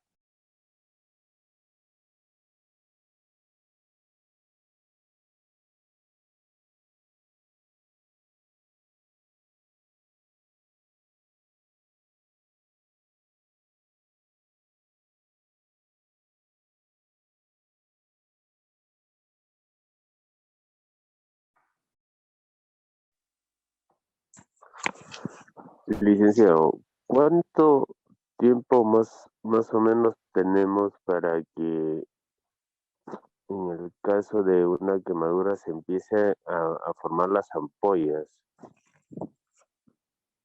Definitivamente, esto va a depender de la gente y del tiempo de exposición, totalmente, ¿no? Y como te vuelvo a repetir, lo primero que se tiene que hacer inicialmente es el agua corrida, porque es que eso va a bajar, ¿no? La temperatura para que no genere calor y por consecuente no generen las ampollas, ¿no? A veces nos desesperamos y decimos, hay que llevarlo al hospital rápido, lo subes a tu auto, te desesperas, encima puedes poner en riesgo el trayecto y en el mejor de los casos llegas al hospital, si es que no tienes tu carro, un mototaxi o en lo que encuentres, en 15 minutos. Para cuando te das cuenta, en esos 15 minutos has seguido generando lesión, pudiendo haber dado el manejo ahí en casa, ¿no? Desde la parte básica, con el agua corrida, ¿no? Entonces, es indeterminante decir que en 5 minutos se van a formar ampollas. En 10 minutos no, porque va a depender de la gente y del tiempo de calor que tuvo, ¿no? Entonces, lo que yo sí tengo que tener en claro que para que eso no suceda, yo tengo que ponerlo en agua durante 15 minutos. Ahora, es importante también entender que no necesariamente porque lo pusiste en agua no se van a generar las ampollas. Ojo, y por eso les digo, ¿de qué va a depender? Va a depender de la gente, de hecho. Ahora, si es que sale, imagínate, estando en agua, ¿qué es lo que pudo haber pasado si no lo ponías en agua y si lo dejabas ahí? Me preguntan si es quemadura con gasolina también con agua. Sí, totalmente. Ahora, hasta ahí. Estamos hablando que el solo hecho de tener gasolina, ojo, el solo hecho de tener gasolina, vamos a hablar de que la gasolina, sin que esté prendida, en algunas personas puede generar una quemadura. Digamos que se prendió, hay que hacer un barrido. Podría ayudar, ¿sí? De hecho, porque es que puede estar adherido todavía. ¿Con qué hacemos el barrido? Con agua jabonosa. Y es agua jabonosa, no es, no es agua directa, ¿sí? ¿Cuál sería el porcentaje de agua que se podría perder en una quemadura? Totalmente esto, hay una fórmula de Parkland, para que sepan, en la cual te enseñan el volumen por el porcentaje, pero eso es un medio hospitalario totalmente. Lo que sí yo tengo que saber que mediante el traslado en emergencia o cuando recepciono al paciente, desde ya monitorizar, ¿sí? Siempre yo les digo, los bolos en emergencia deberían ser en el prehospitalario de 250 cc, pero solo con un paciente quemado, demostrándose que hay una hipotermia, yo le podría pasar un bolo de 500 centímetros cúbicos, ¿no? En este caso, de mucho mejor opción, una solución salina, porque es que la tendencia a la hipotensión va a ser mucho mayor, ¿no? Entonces, va a depender del tipo de quemadura, de la ubicación de la quemadura, ¿sí?